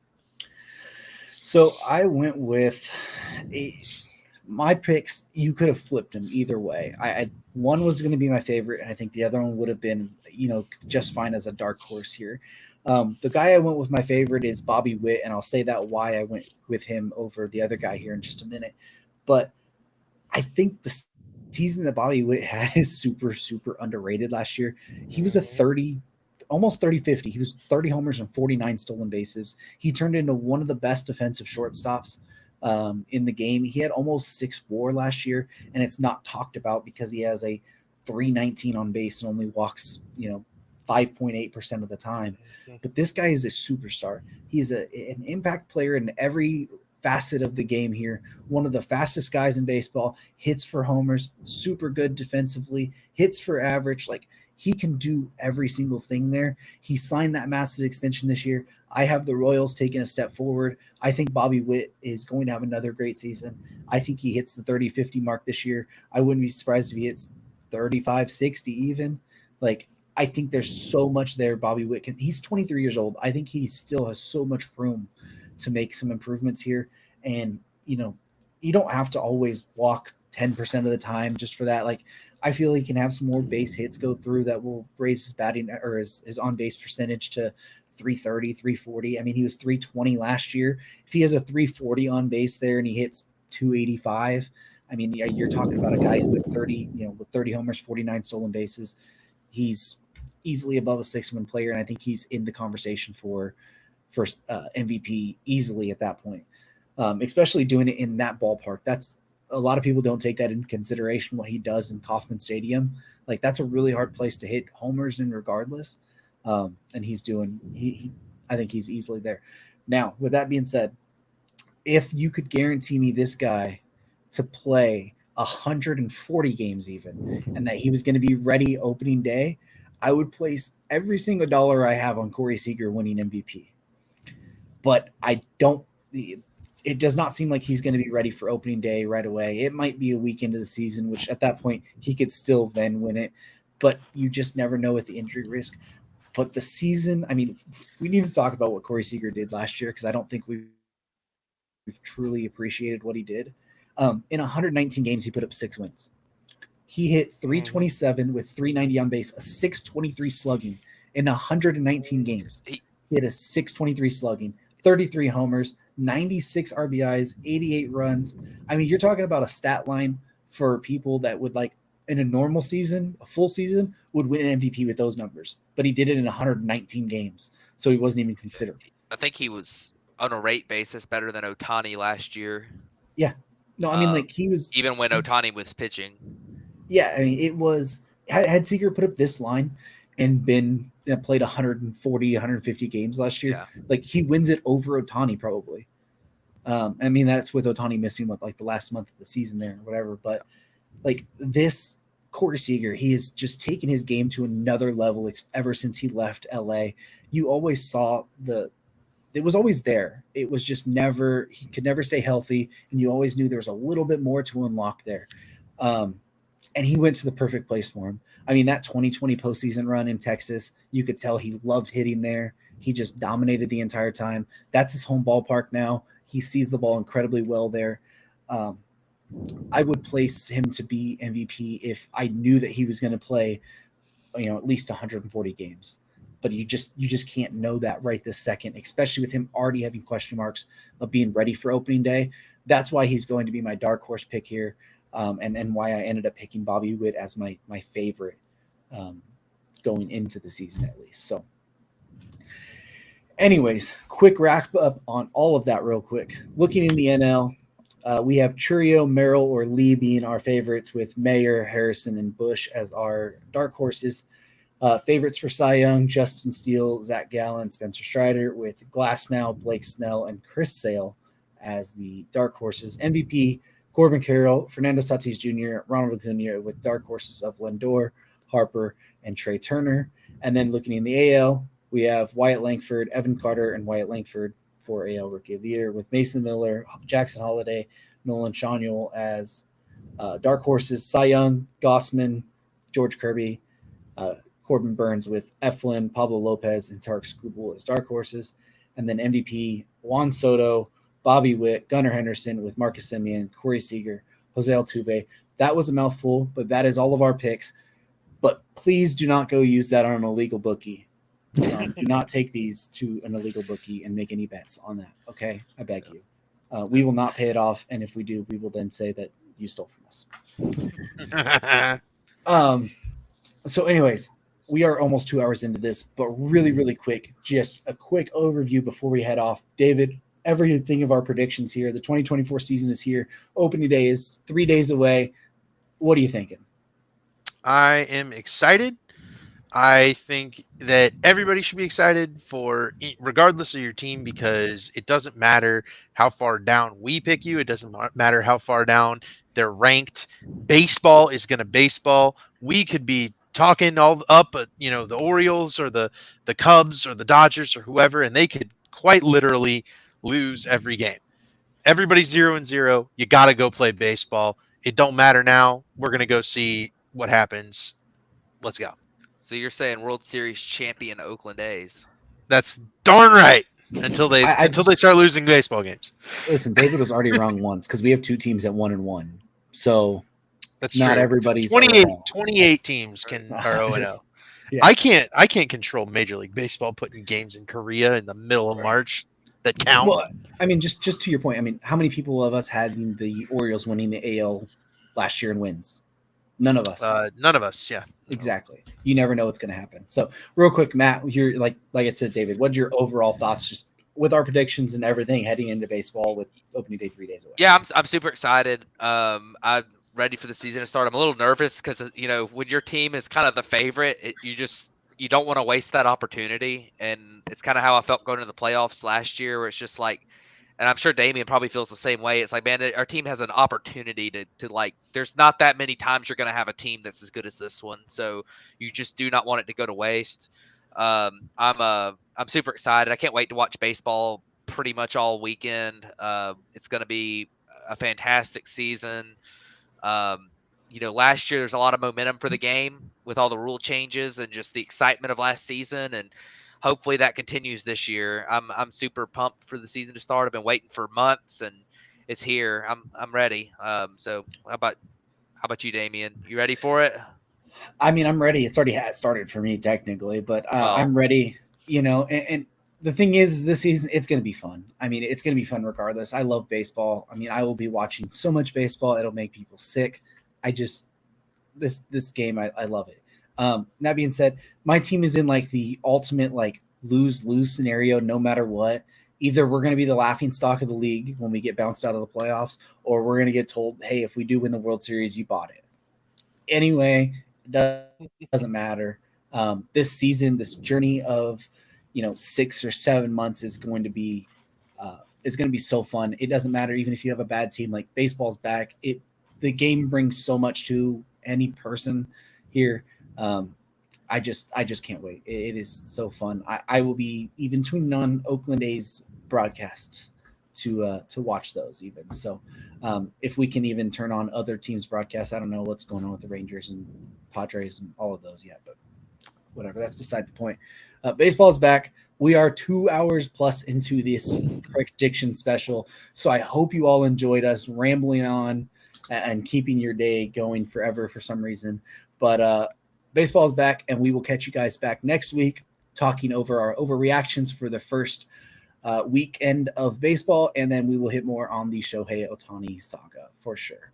So signing out for Matt, David, and Damien, this has been the Batfoot Podcast. We'll catch you guys back next week.